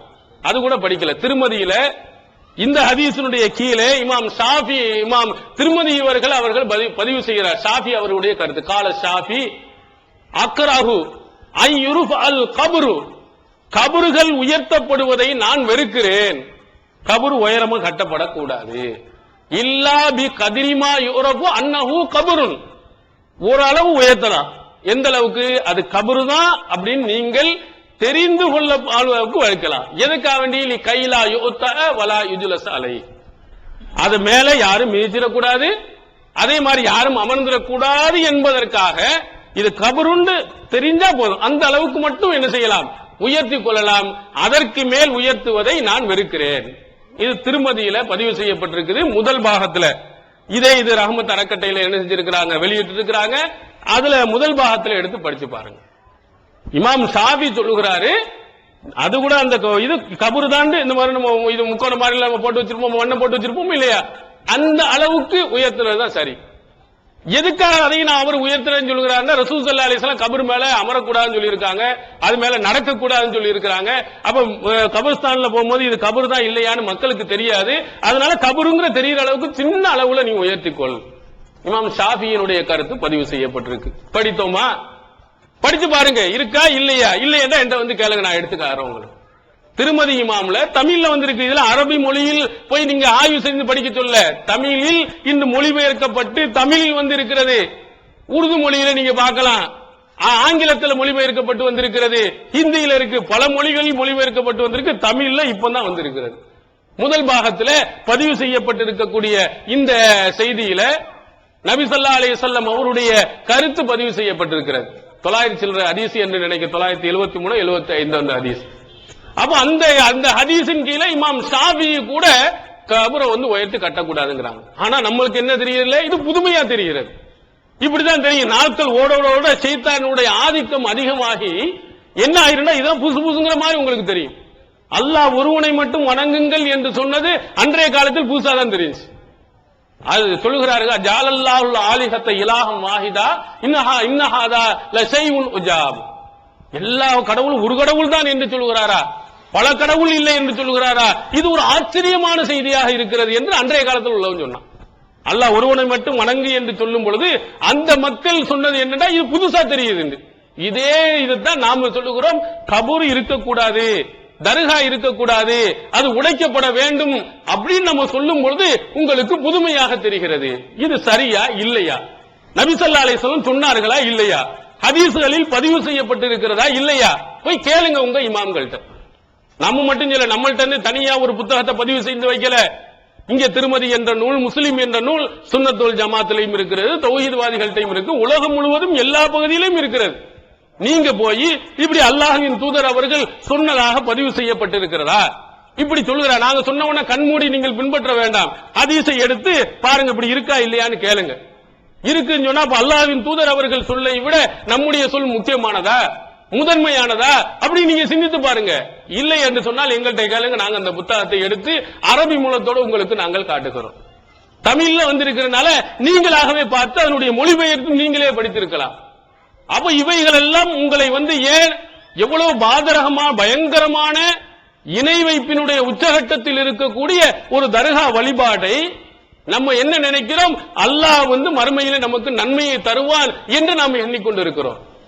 அதற்கு போய் நம்ம பூஜித்துக் கொண்டிருக்கிறோம். அங்க போய் அவர்கிட்ட கையேந்தி கொண்டிருக்கிறோம். அல்லாஹ் ஒருவனிடத்தில் மட்டுமே கையேந்த வேண்டிய இந்த கைகள் தர்காவில் போய் கையேந்தி கொண்டிருக்கிறது. இதுக்கெல்லாம் காரணம் நீங்க சிந்திக்காத காரணத்தினால், படிக்காத காரணத்தினால், ஹதீஸ்களை பார்க்காத காரணத்தினால். என்ன நீங்கள் கேட்டிருக்கிறீர்கள் ஜும்மா பயான்களில் எல்லாம் வெறும் கதைகள், அவுலியாக்களின் சிறப்புகள். அவுலியாக்கள் என்ன செஞ்சாரு, கபூர்ல இருந்து எந்திரிச்சாரு, கையை காட்டினாரு, டாட்டா காட்டினாரு. அவ படுத்து கிடந்த அவுலியா என்ன செஞ்சாரு, அவுலியாக்கள் இறந்து போயிட்டு இருக்கான்னு சொன்னா அவுலியாக்கள் யாரும் இறப்பதில்லைன்னு தலையை எந்திரிச்சு படுத்துக்கிட்டாரு. இப்படி கதைகள் தான் நீங்க நிறைய படிச்சிட்டு இருந்தீங்க.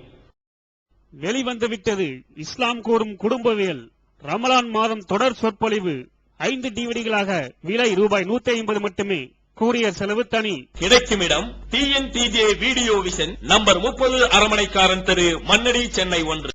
TNTJ வீடியோ விஷன் வழங்கும் புதிய வெளியீடுகள் சகோதரர் PJ ஆற்றிய உரைகள், தொழ அனுமதிக்கப்பட்ட மஸ்ஜிதுகளும் தடை செய்யப்பட்ட மஸ்ஜிதுகளும், தௌஹீத் ஜமாத் சந்தித்த விவாதங்கள், TNTJ ஏற்படுத்திய ஒற்றுமை, சுன்னத் வல் ஜமாத் யார், பிரிவினைகள் ஏன், அன்பான அழைப்பு, சகோதரர் அல்தாஃபி ஆற்றிய உரைகள், சுயநலமும் விளம்பர மோகமும், விமர்சனங்களுக்கு அஞ்ச மாட்டோம், சத்திய பிரச்சாரமும் சந்திக்கும் இடையூறுகளும், மாநபி வலியா மதுகபு வலியா, முகரம் மதத்தின் பெயரால் சகோதரர் MI சுலைமான் ஆற்றிய உரைகள், குர்பானி மற்றும் தொழுகையின் சட்டங்கள், சீரழிக்கும் சின்னத்திரை, தடைகளை தகர்த்தெறிந்த இஸ்லாம், பயனளிக்காத உறவுகள், நல்ல நண்பர்களா தீய நண்பர்களா மற்றும் வெள்ளி மேடைகள், இஸ்லாம் ஒரு இனிய மார்க்கம் மேலூர், பெரியபாளையம், பாண்டிச்சேரி, கடையநல்லூர், இஸ்லாம் ஒரு எளிய மார்க்கம் கடிதம் கேள்வி பதில் மற்றும் கானத்தூர், மதுரை, RS மங்கலம். ஒரு சிடியின் விலை ரூபாய் 20 மட்டுமே. தொண்டியில் நடைபெற்ற விவாதம் 2 டிவிடிகளின் விலை ரூபாய் 60 மட்டுமே. கிடைக்கும் இடம் TNTJ வீடியோ விஷன் நம்பர் 30 அரண்மனைக்கடன் தெரு, மண்ணடி, சென்னை 1. Phone number 25215226. என்ன வயிற்றுக்குள்ளே இருந்து அப்துல் காதர் ஜிலானி நோன்பு வச்சாரு, திருடனை வயிற்றுல இருந்து ஒரு குத்து விட்டாரு. இப்படிப்பட்ட கதைகளையாக கேட்ட காரணத்தினால் ஹதீசுகளை பற்றி நமக்கு ஒன்றும் தெரியாமல் போய்விட்டது. அந்த மாதிரி நூல்களை பார்க்காதனால் இந்த மாதிரி கதைகள் நமக்கு பெரிதாக தெரிந்தது. இவைகள் எல்லாம் அறிவுக்கு பொருத்தமற்றது, மூட நம்பிக்கையானது, மார்க்கத்திற்கு முரணானது. எனவே இந்த மாதிரி ஷிர்கின் பக்கம் நீங்கள் போகாதீர்கள். அல்லாஹ் அல்லாதவர்களை அல்லாஹ்வுடைய நிலைக்கு நீங்கள் வைத்து விட்டீர்களே ஆனால் மன்னிப்புங்கிறதே கிடையாது. இன்னல்லாஹ லா யக்ஃபிரு அய்யுஷ்ரக பிஹி, அல்லாஹ்வுக்கு இணை வைப்பதை அல்லாஹ் மன்னிக்கவே மாட்டான். திருமறை குர்ஆனில் அல்லாஹ் சொல்கிறார். நீங்க அல்லாஹ்வுக்கு உள்ள தகுதியை இந்த அவுலியாக்களுக்கு கொண்டு போய் நீங்கள் கொடுத்து விட்டீர்கள் என்று சொன்னால் அவ்வளவுதான், நிரந்தர நரகம் போக வேண்டியது அங்கேயே இருக்கு. இன்னல்லாஹ் ஹர்ரமல்லாஹு அலைஹில் ஜன்னா, அவர்களுக்கு ஜன்னத்தை சொர்க்கத்தை அல்லாஹ் தஆலா ஹராமாக்கி விடுகிறான். அல்லாஹ்வுக்கு இருக்கக்கூடிய ஆற்றல் இங்க போய் நீ கொடுத்து வச்சிருக்க. ஏன் நம்முடைய அந்த சிந்தனை எல்லாமே எல்லாம் அந்த கதைகளுக்கு உள்ளே அடங்கி போயிருக்கிறது. பொய்யும் புரட்டுகளும் மூட நம்பிக்கைகளும் வீட்டுல நிறைய இருக்கிறது. குர்ஆனுடைய வசனங்கள் எதுக்கு, தாயத்து தட்டுங்கிற மாதிரி உள்ள இடத்துல அங்கங்க குர்ஆன் வசனங்கள் எழுதி போட்டு வைத்திருக்கிறோம். ஆயத்துல் குர்சி அப்படின்னு சொல்லிட்டு ரொம்ப சூப்பரான இது, அதை மாட்டினோம்னா பேய் வராது, ஜின்னு வராது, பிசாசு வராது, இதையாச்சும் சொன்னோம்னா அரபியில எழுதி மாட்டி இருக்கிறோம். அதனுடைய அர்த்தத்தை என்றாவது புரிந்திருக்கிறோமா, அர்த்தத்தை என்றாவது தெரிந்திருக்கிறோமா? தெரிந்திருந்தா அங்க போய் நீங்க கையை எந்திரிக்க மாட்டீங்க. அல்லாஹு லா இலாஹ இல்லாஹுவல் அல் ஹய்யுல் கய்யூம், அல்லாஹ்வை பற்றி அந்த ஆயத்துல் குர்சியில் அல்லாஹ் என்ன சொல்றான், அல்லாஹ் எப்படிப்பட்டவனா நித்திய ஜீவன், மரணமே இல்லாத ஒருவன் அல்லாஹ் தான். இதான் அந்த ஆயத்துல் குர்சியிலே ஆரம்பமாக வரக்கூடிய அல்லாஹ்வை பற்றிய ஒரு வர்ணனை சொல்.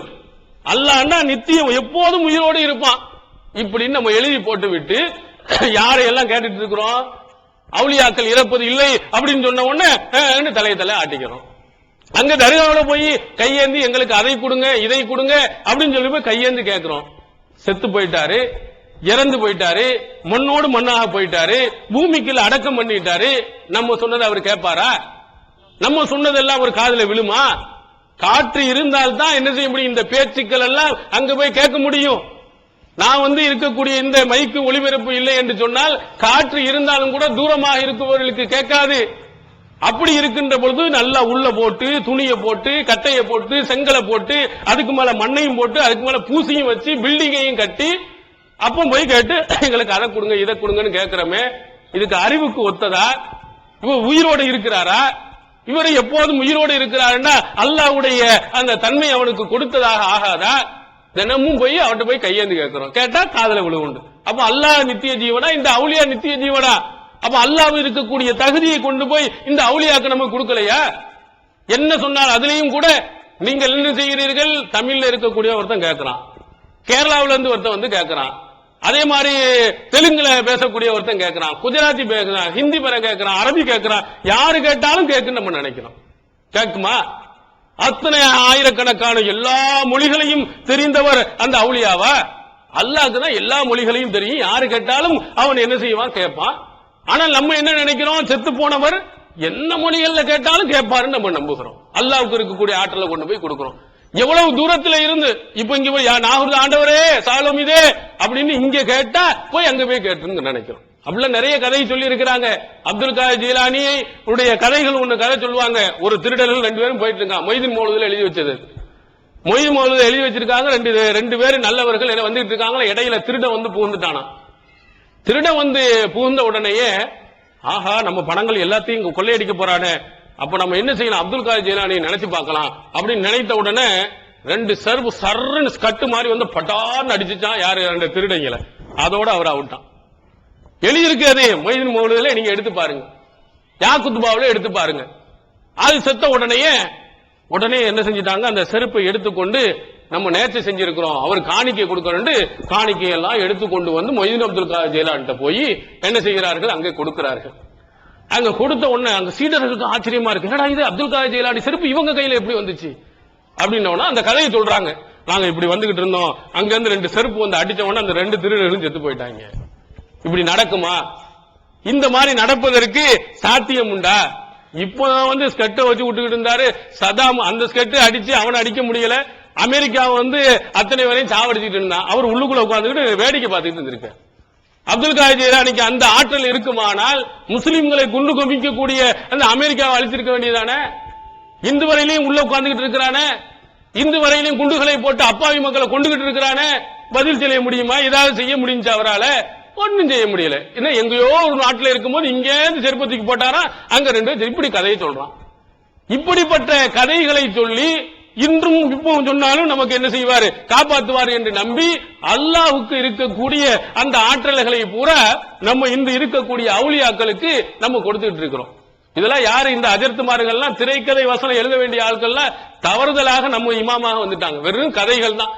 எல்லா அவுலியாக்களுடைய கதைகளை நீங்கள் பார்த்தீர்களே ஆனால் விழுந்து விழுந்து சிரிக்க வேண்டியது. இந்த விட்டாலாச்சாரியார் ஒருத்தர் டைரக்டர் இருந்தான். பழைய காலத்துல இந்த ஒரு புதுமையான மாயாஜால வித்தையெல்லாம் சொல்ற அந்த கதைகளை விஞ்சக்கூடிய அளவிற்கு நம்முடைய மௌலூதுகள்ல நிறைய எழுதி வச்சிருக்கான். சாதாரண ஒரு மனிதனுக்கு என்ன ஆற்றல் இருக்கிறதோ அவ்வளவு ஆற்றல் தான் அல்லாஹ்வின் தூதர் அவர்களுக்கு கூட இருந்துச்சு. ரசூலுல்லாஹி ஸல்லல்லாஹு அலைஹி வஸல்லம் அவர்களுக்கு பக்கத்துல இருந்து கூட செய்ய முடியல. அல்லாஹ்வின் தூதர் அவர்கள் சஹீஹுல் புகாரியில் இடம்பெற்றிருக்கிறது, மற்ற நூல்களிலும் பதிவு செய்யப்பட்டிருக்கு. அவர்களுக்கு ஒரு பெண்மணி கரியில விஷத்தை தேய்த்து கொண்டு வந்து கொடுத்துட்டாங்க. கொடுத்த உடனே ரசூலுல்லாஹ் சாப்பிட்டாங்க, தன்னுடைய தோழர்களுக்கும் கொடுத்துட்டாங்க. அதுக்கு போதுதான் வஹி வந்து ரசூல் ஸல்லல்லாஹு அலைஹி எடுக்க சொன்ன உடனே எடுத்துட்டாங்க. ஆனா அதை சாப்பிட்டு ஒரு நபி தோழர் கூட இறந்து போயிட்டார். யாரு? ரசூல் ஸல்லல்லாஹு அலைஹி காலத்துல அவங்களுக்கு முன்னால் விஷம் தேய்க்கப்பட்ட ஒரு கறி வரும்போது அது என்னன்னு அல்லாஹ்வின் தூதரால கண்டுபிடிக்க முடியல. அல்லாஹ் தஆலா ஜிப்ரீல் அலைஹிஸ்ஸலாம் அவர்கள் மூலம் சொல்லித்தான் அவர்களுக்கு புரிந்ததை தவிர அங்கு எங்கேயோ நடக்கக்கூடிய விஷயத்தை அல்லாஹ்வின் தூதர் அவர்களுக்கு தெரிய முடியல. அப்ப இதே மாதிரி ஆயிரக்கணக்கான விஷயங்கள் நபி ஸல்லல்லாஹு அலைஹி வஸல்லம் அவர்களுக்கு தெரிந்து செய்யப்பட்டிருக்கிற அவர்கள் காலத்துல அவர்கள் அன்சாரி தோழர்கள் 70 நபர்கள், 1-2 பேர்கள் அல்ல 70 நபர்கள். அந்த 70 நபர்களும் மாணிக்கங்கள், முத்துக்கள் என்று நீங்கள் சொல்லலாம். அல் குர்ரா என்று சொல்வார்கள். இளைஞர்களை குர்ஆன்னா குர்ஆனுடைய வசனங்களை அழகா ஓத தெரிந்தவர்கள்.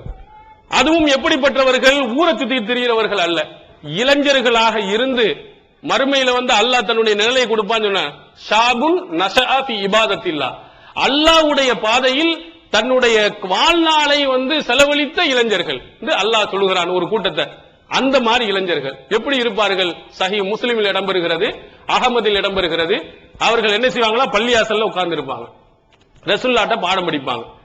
பாடம் முடிஞ்ச சில நேரங்கள் என்ன செய்வாங்க? காணாமல் போயிருவாங்க. எங்க போறாங்கன்னா மதீனாவினுடைய கடைசி ஓரத்துக்கு போயிருவாங்க. போன உடனே பள்ளியாசல் இருப்பவர்கள் நினைப்பாங்க எங்க ஆட்களை காணோம், வீட்டுல இருப்பாங்கன்னு நினைச்சுக்கிடுவாங்களாம். வீட்டுல உள்ளவங்க நினைப்பாங்களே எங்கடா பிள்ளைகளை காணமே, பள்ளியாசல் இருப்பாங்க. ஆனா 2 எங்க போயிருவாங்க? கடைசிக்கு மலைப்பகுதிக்கு. நம்ம ஆளுக்கு போனா என்ன செய்வான்? போய் தண்ணியை போட்டு ஒரு ஆட்டம் போட்டு சீட்டு விளையாண்டு அழகா வந்துருவான். நம்ம ஆளுக்குள்ள அப்படி போறான். நம்ம இளைஞர்களும் பாத்தீங்கன்னு சொன்னா இந்த மாதிரி கோடை கால விடுமுறைகளுக்கு எல்லாம் போனீங்கன்னா அந்த சுற்றுலா தலங்கள்ல போய் பாருங்க, எல்லா இடத்துலயும் மதுபாட்டில் அங்கங்க போட்டு வச்சிருப்பாங்க. எல்லாம் குடிக்கிறவங்க அவங்க தான். கூட்டமா போய் கும்மாளம் அடித்துட்டு சீட்டு விளையாண்டு எல்லா நாச வேலையும் செஞ்சுட்டு வருவாங்க. ஆனா இந்த இளைஞர்கள் போய் அங்க வந்து தங்களுக்குள் இந்த திருமறை குர்ஆனுடைய சட்டங்களை பரிமாறிக் கொள்வார்கள். அந்த இளைஞர்கள் மற்றவர்களுக்கு சொல்லிக் கொடுப்பாங்க, படித்து கொடுப்பார்கள். ஓரத்தில் எந்த டிஸ்டர்பும் இருக்கக்கூடாது, அமைதியா நம்ம படிக்கணுங்கிறதுக்கான தூரமா போய் ஹதீஸ்களை ரசூலுல்லாஹ் சொன்ன அந்த செய்திகளை எல்லாம் படித்துக் கொள்வார்கள். முடித்து பிறகு வரும்போது சும்மா வெறுங்கையோட வராம, தண்ணீர் அங்க பெரும் பிரச்சனையா இருந்தனால நல்ல தண்ணீர் கிடைக்காதனால அந்த பகுதியில் நல்ல தண்ணீர் எங்க கிடைக்கும், தண்ணீரையும் சுமந்து கொண்டு விறகுகளையும் தலையில் சுமந்து கொண்டு மதீனாவுக்கு வருவார்கள். அந்த இளைஞர்கள் மற்றவர்களுக்கு சொல்லிக் கொடுப்பாங்க, படித்து கொடுப்பார்கள். ஓரத்தில் எந்த டிஸ்டர்பும் இருக்கக்கூடாது, அமைதியா நம்ம படிக்கணுங்கிறதுக்கான தூரமா போய் ஹதீஸ்களை ரசூலுல்லாஹ் சொன்ன அந்த செய்திகளை எல்லாம் படித்துக் கொள்வார்கள். முடித்து பிறகு வரும்போது சும்மா வெறுங்கையோட வராம, தண்ணீர் அங்க பெரும் பிரச்சனையா இருந்தனால நல்ல தண்ணீர் கிடைக்காதனால அந்த பகுதியில் நல்ல தண்ணீர் எங்க கிடைக்கும், தண்ணீரையும் சுமந்து கொண்டு விறகுகளையும் தலையில் சுமந்து கொண்டு மதீனாவுக்கு வருவார்கள். வந்த அந்த நல்ல தண்ணீரை மஸ்ஜிதுன் நபவியில் வைத்து தொலை வரக்கூடியவர்களுக்கு கொடுப்பாங்க. இந்த விறகுகளை விட்டு அஸ்ஹாபு சுஃபா என்று சொல்லக்கூடிய திண்ணை தோழர்கள் அவங்களுக்கு சாப்பாட்டுக்காக வேண்டி கொடுப்பார்கள் என்ற செய்தியை பார்க்கிறோம். இந்த 70 இளைஞர்கள் அந்த ராலு தக்வான் என்ற ஒரு கூட்டத்தினர்கள் வந்து கேட்கிறாங்க, இபாசலனா ரிஜாலன் யுஅல்லிமூனனா அல் குர்ஆன வ சுன்னா. அல்லாஹ்வின் தூதர்கிட்ட கேட்கிறாங்க, எங்கள்கிட்ட சில ஆட்களை நீங்க அனுப்பி வைங்க, நாங்க குர்ஆனையும் ஹதீஸையும் சுன்னாவையும் நபி வழியையும் எங்களுக்கு கற்றுத்தர்ற மாதிரி ஒரு கூட்டத்தை எங்களுக்கு அனுப்பி வைங்க அப்படின்னா ரசூல் ஸல்லல்லாஹு அலைஹி வஸல்லம் இந்த 70 நபர்கள், இந்த மாணிக்கங்களாக இருந்த 70 நபர்கள், அற்புதமா ஹதீஸ படிச்சவங்க, வஹியை தெரிந்தவர்கள், நல்லா சொல்லி கொடுக்கட்டும்னு அனுப்பின உடனே 70 நபர்களையும் கூட்டிக் கொண்டு போய் பிரு மவுனா என்று சொல்லக்கூடிய அந்த இடத்தில் வைத்து அத்தனை பேர்களையும் கொலை செஞ்சிட்டான். அல்லாஹ்வின் தூதர் அவர்கள் அவ்வளவு கவலைப்பட்டா, இதுக்கு மாதிரி வேற எங்கேயும் கவலைப்படல. கவலைப்படாமல் இருக்க முடியுமா? கவலைப்பட்டு தான் சுபுஹு தொழுகையிலே குனூத் ஓதினார்கள் அல்லாஹ்வின் தூதர் அவர்கள். இவங்களுக்கு எதிராக தான் இந்த மக்கள், இந்த இளைஞர்களை கொண்டவர்களுக்கு எதிராக 1 மாதங்கள் சுபுஹு தொழுகையில் குனூத் ஓதினார் என்ற செய்தியை நீங்கள் புகாரியில் பார்க்கலாம். இந்த அவுலியாக்களுக்கு தெரியுதா? அங்க நடக்கிறதெல்லாம் தெரியுதா? அல்லாஹ்வின் தூதருக்கு தெரியலையே. இந்த 70 நபர்களை வேணும்னே போய் சாவுங்கன்னு சொல்லி அனுப்புனாங்களா? அங்கே கொலை செய்யப்பட்ட பிறகுதான் அல்லாஹ்வின் தூதர் அவர்களுக்கு தெரியுது. உங்கள்கிட்ட சொல்லுகிறார்கள், அல்லாஹ்க்கு தெரிந்த மாதிரி எல்லா விஷயத்தையும் கண்காணித்து இருக்கிற மாதிரி இந்த அவுலியா பார்த்துக்கிட்டு இருக்கிறாரு, கேட்டுக்கிட்டு இருக்காரு, நம்ம எதையும் தருவாரு அப்படின்னு நீங்க நம்புகிறீர்களே. இந்த அவுலியாக்களுக்கெல்லாம் எவ்வளவு பெரிய அவுலியா, எவ்வளவு சிறப்புக்குரியவராக திகழக்கூடியவர் அல்லாஹ்வின் தூதர் அவர்கள். அவங்களுக்கு இவ்வளவு டேஞ்சரான ஒரு விஷயம் தெரிந்ததா? அல்லாஹ் சொல்றாளா, இந்தஹு மஃபாத்திஹுல் கைப் லா யஅலமுஹா இல்லா ஹுவ. மறைவான ஞானத்தின் திறவுகோள்கள் அவன்கிட்ட தான் இருக்குது, அவனை தவிர யாரும் அறிய முடியாது. மறைந்திருக்கு, ஒரு செத்துட்டாருன்னா முடிஞ்சு, அதுக்கு பிறகு நடக்க ஒண்ணும் தெரியாது அவருக்கு. அல்லாஹ்வுக்கு தான் எல்லா 100% அத்தனை பேருக்கு நடக்கக்கூடிய என்ன நிகழ்ச்சி நடந்தாலும் தெரிந்தவன் அல்லாஹ் ஒருவன் தான். மறைந்த விஷயங்கள் எல்லாத்தையும் அறிந்திருக்கக்கூடியவன் அல்லாஹ் ஒருவன். ஆனா அவுலியாக்களுக்கு இருப்பதாக நீங்கள் நம்புகிறீர்கள். இது தவறு நம்ம சொல்றோம், இது சரியில்லை என்று சொல்கிறோம். இது அல்லாஹ்வுக்கு இருக்கக்கூடிய அந்த பண்பை நீங்கள் அவுலியாக்களுக்கு நீங்கள் கொடுக்கிறீர்கள் என்று நாம சொல்லுகிறோம். ஆனால் என்ன செய்வதில்லை, புரிந்து கொள்வதில்லை. நம்ம அவுலியாக்களை திட்டுகிறோம், பெரியார்களை மதிப்பதில்லை அப்படின்னு சொல்லி நாங்க பெரியார்களை மதிக்கவில்லையா? அவுலியாக்களுக்கு என்ன தன்மை இருக்கோ அவ்வளவு மட்டும் நீங்க கொடுங்க. அவுலியாக்கள் என்ற பெயர்களிலே செய்யக்கூடிய அந்த தவறுகளை சுட்டி காட்டுறோம். பாத்திரிகளை பெயர்களை பாருங்க, இந்த பக்கத்துல புறையார் இருக்குது, போய் பாருங்க, குரங்கு மஸ்தான் அவுலியான்னு பேர் வச்சிருக்கான். இப்படி ரசூலுல்லாஹ் பேர் வைக்க, குரங்கு வந்து ஒரு பேர் வைப்பாங்களா? ஒரு அழகான பெயரை சூட்டுங்கள் அல்லாஹ்வின் தூதர் அவர் சொன்னாங்க. ஒரு அவுலியாக்கு பேரு குரங்கு மஸ்தான் அவுலியா, அங்கிட்டு பார்த்தா பீடி மஸ்தான் அவுலியா.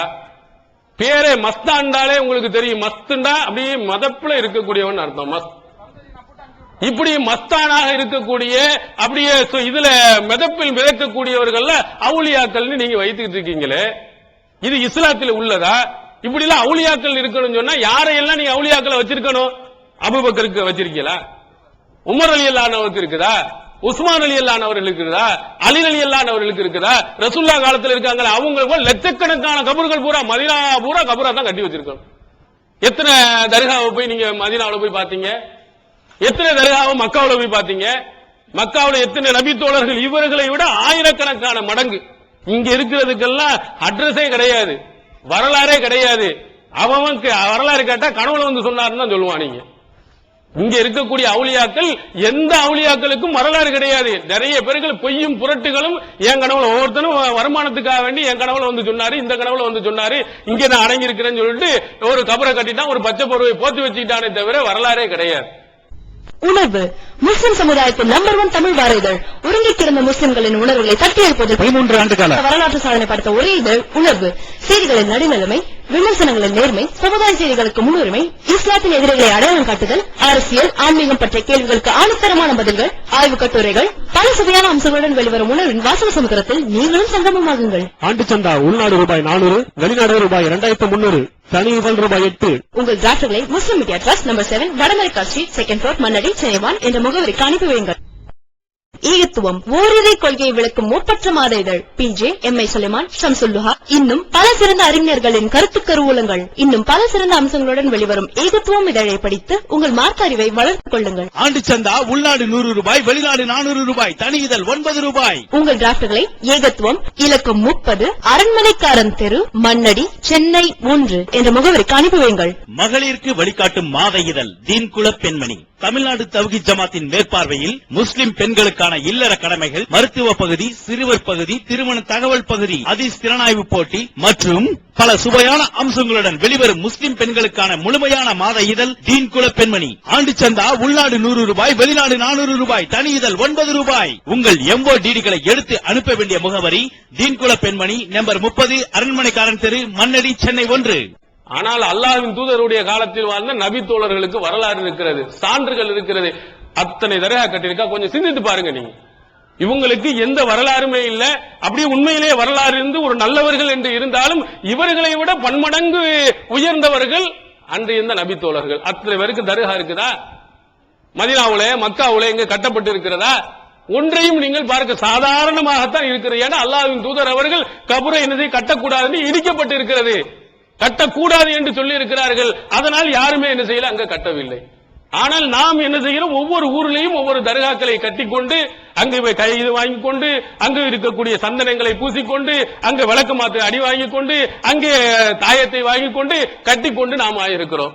இதெல்லாம் அறிவுக்கு எதிரானது இல்லையா? வீட்டுல நீங்க பாத்தீங்கன்னு சொன்னா ஒவ்வொரு வீட்லயும் ஒரு கல்லத்தை கட்டி வச்சிருக்கிறான், ஒரு பெரிய பிரேம பட்டி போட்டு வச்சிருக்கிறான். ரசூல் ஸல்லல்லாஹு அலைஹி வஸல்லம் அவர்கள் இந்த மாதிரி செஞ்சாங்களா?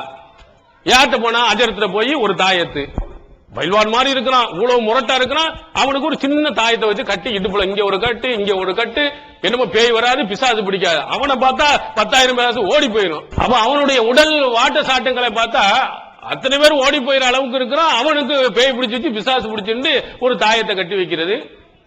வீட்டுல வந்து என்னமோ வெள்ள சீனக்காரான்னு சொல்லுவாங்க, அதை தூக்கி கட்டி வைப்பது. எண்ணெய் பார் சிரி அப்படின்னு சொல்லிட்டு ஒரு பூசணிக்காய கட்டி வைக்கிறது. அதே மாதிரி கத்தாழை செடியை கொண்டு வந்து தொங்க விடுவது. என்ன வரா, பேய் வராது பிசாசு வராது கண்படாது. அல்லாஹ்வின் தூதர் அவர்கள் இப்படி கட்டி வச்சிருந்தாங்களா? ரசூல் ஸல்லல்லாஹு அலைஹி வஸல்லம் வீடுகள் எல்லாம் இத்தனை தாயத்து தட்டு தொங்கிக்கிட்டு இருந்துச்சா? நபி தோழருடைய வீடுகள் எல்லாம் இப்படி தொங்கிக்கிட்டு இருந்துச்சா? இப்படி எல்லாம் செஞ்சிருந்தா ரசூல் ஸல்லல்லாஹு அலைஹி வஸல்லம் 24 மணி நேரம் வேலை என்ன செய்யுங்க, பள்ளியாசல் வாசல் உட்கார்ந்துக்கிட்டு தட்டு எழுதிட்டே தான் இருக்க வேண்டியது. அப்படியா ரசூல் ஸல்லல்லாஹு அலைஹி வஸல்லம் இருந்தாங்க? தட்டு தாயத்தை எழுதி கொடுத்துட்டு இருந்தாங்களா? தட்டை எழுதி கரைச்சி குடிக்க சொன்னார்களா? அந்த எழுத்துக்கள் எல்லாம் கரைஞ்சி உள்ள போனுச்சுன்னா உங்களுக்கு உடல் ஆரோக்கியமாகனு சொன்னாங்களா? ரசூல் ஸல்லல்லாஹு அலைஹி வஸல்லம் அவர்கள் அப்படி எழுதுவதற்கு ஒரு ஆதாரத்தை நீங்கள் பார்க்க முடியுமா? நம்ம என்ன செய்கிறோம், காய்ச்ச தலைவலி எது வந்தாலும் டாக்டரை காட்டாம அஜரத்துல போயிடும், அங்க ஒரு தாயத்தை வாங்கி மாட்டிக்கிறோம். தட்டுல எதையாவது ஒண்ணு கிறுக்கி தராரு, அதை குடிச்சுக்கிறோம். அல்லது ஒரு தட்டுல எதையாவது எழுதி தராரு வீட்டுல, அதே மாதிரி கடைகள்ல மட்டும் நம்ம தொங்க விட்டு வச்சிருக்கிறோம். இதெல்லாம் மூட நம்பிக்கை இல்லை. ரசூல் ஸல்லல்லாஹு அலைஹி வஸல்லம் இதெல்லாம் நமக்கு சொல்லி தந்தார்களா? இந்த மாதிரி இறைவனுடைய அருள் யாருக்கு அல்லாஹ் நினைக்கிறானோ அவங்களுக்கு கொடுக்கிறான். இன்னல்லாஹ யர்ஸுகு மய்யஷா வ யக்திர். அல்லாஹ் தான் நாடியவருக்கு ரிஸ்க வாரி வழங்குறான். கணக்கு இல்லாம கொடுப்பான், சில ஆளுகளுக்கு கணக்கோட கொடுப்பான். இது யாரு கையில இருக்கு? அல்லாஹ்ட்ட இருக்கு. அல்லாஹ்ட்ட கேளு, யா அல்லாஹ் எனக்கு கஷ்டமா இருக்கு நீ தானு கேளு. இந்த தாயத்தை போடுவதனால, இந்த தட்டை எழுதி கொடுப்பதனால உனக்கு செல்வம் வரும் என்று சொன்னால் அஜரத்துனா பெரிய கோடீஸ்வரா இருக்கணும். அவ்வளவு எழுதி எழுதி எழுதி எழுதி வச்சிட்டு இருக்காரு. வீட்டுல அவர் 2 தாயத்தை போட்டுக்கொண்டு பெரிய கோடீஸ்வரா இருக்க வேண்டியான நம்மள்ட்ட தான் 10க்கும் 100க்கும் கையேந்தியவராக இருக்கிறார். இதை கூட நம்ம சிந்தித்து பார்க்க வேண்டாமா? நம்முடைய அஜரத்தினுடைய நிலைமை என்ன? அதே மாதிரி இங்க சில இடங்கள்ல பூரியாம்பாத்தியான்னு இருக்குது. இங்க இருக்க இந்த பகுதியில் இருக்கதானே செய்யுது, தஞ்சை மாவட்டத்தில் இருக்குதான் பூரியாம்பாத்தியா. அது கூட கிண்டலாக நம்ம 1986 87 பூரியானை பாத்தியா அப்படின்னு சொல்லிட்டு பாத்தியா அத அப்படின்னு சொல்லி ஒரு கிண்டலாக போட்டோம். பூரியா பாத்தியா ஜாபர் சாதிக் அவர்களுக்காக வேண்டி என்ன செய்ய ஓதுறதா, நல்ல பூரியை செஞ்சு அதுல நல்ல பாயாசத்தை ஊத்தி அதுக்கு ஒரு பாத்தியா ஓதணும்னு சொன்னா செல்வம் பெருக்கெடுத்து ஓடுங்கிறாரு. அஜர்த்து ஒவ்வொரு வீடா போய் ஓதுன்னு ஓதத்தான் செய்யறாரு.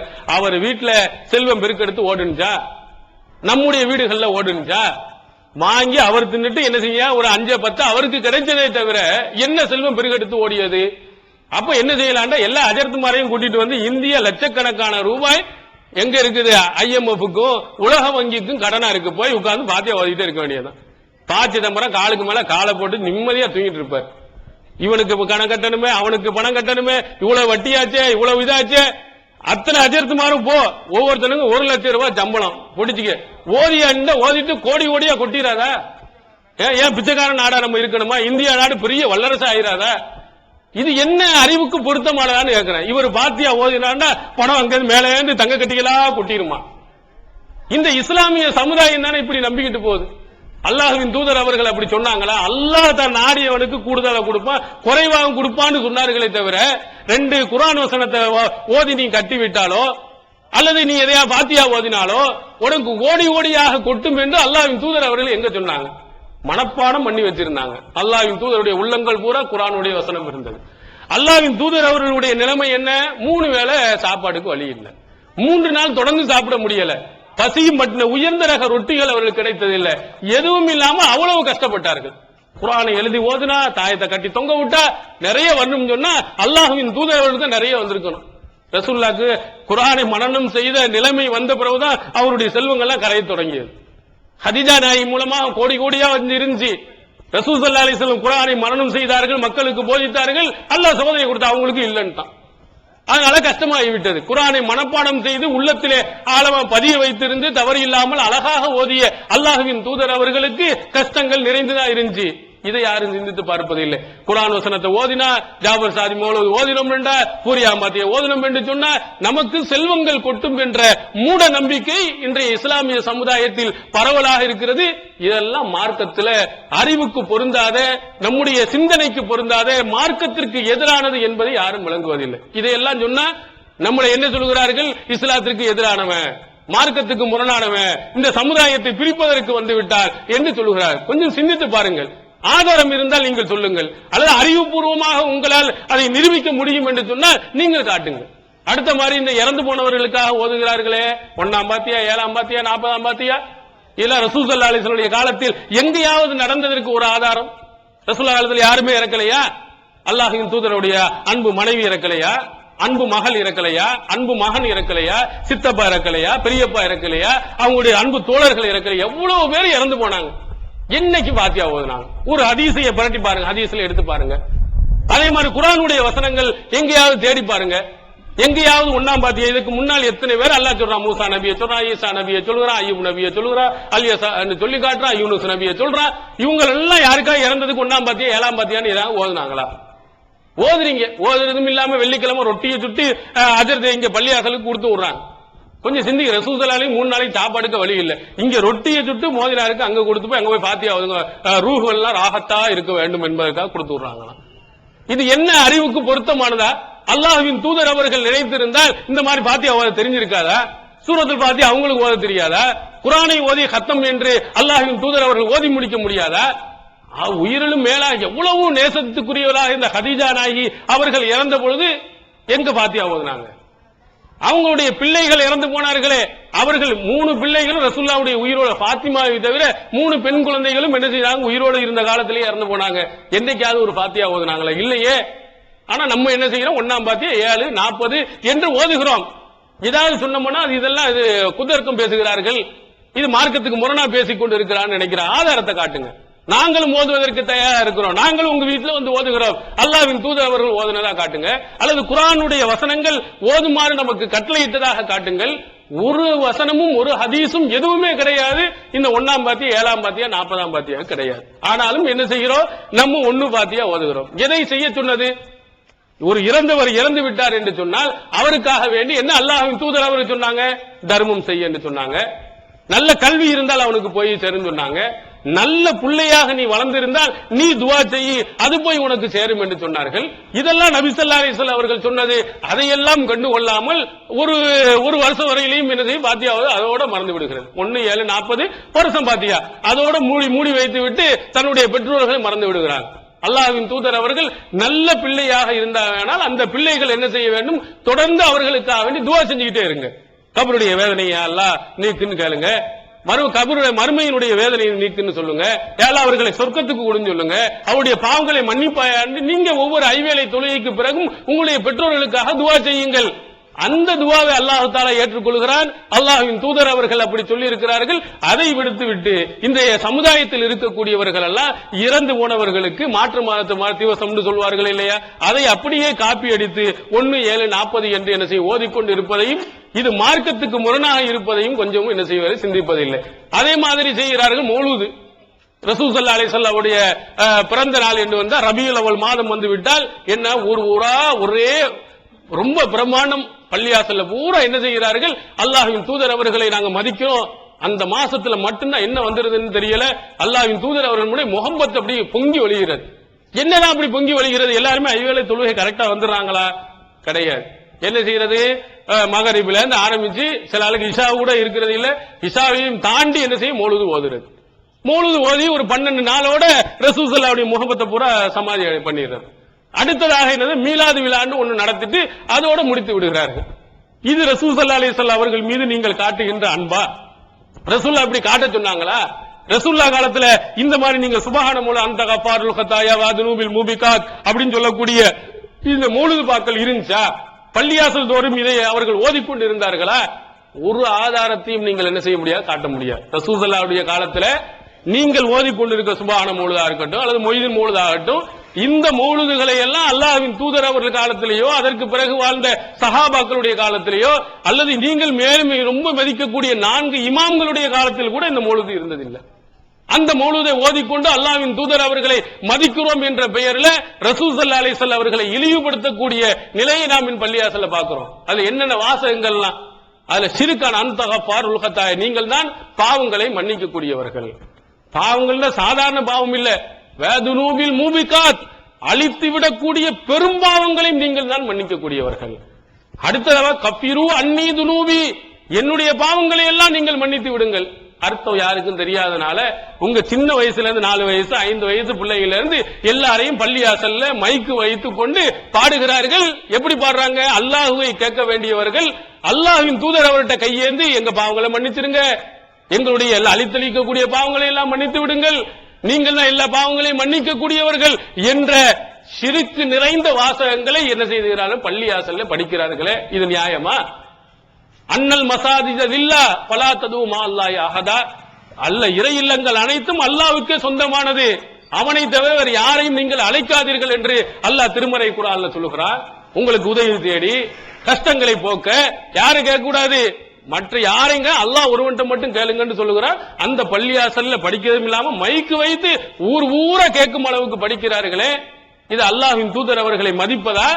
அல்லாஹ்வின் தூதர் அவர்கள் காட்டி தந்த அந்த மார்க்கத்திற்கு எதிராக நடப்பதா என்பதை நீங்கள் சிந்தித்து பாருங்கள்.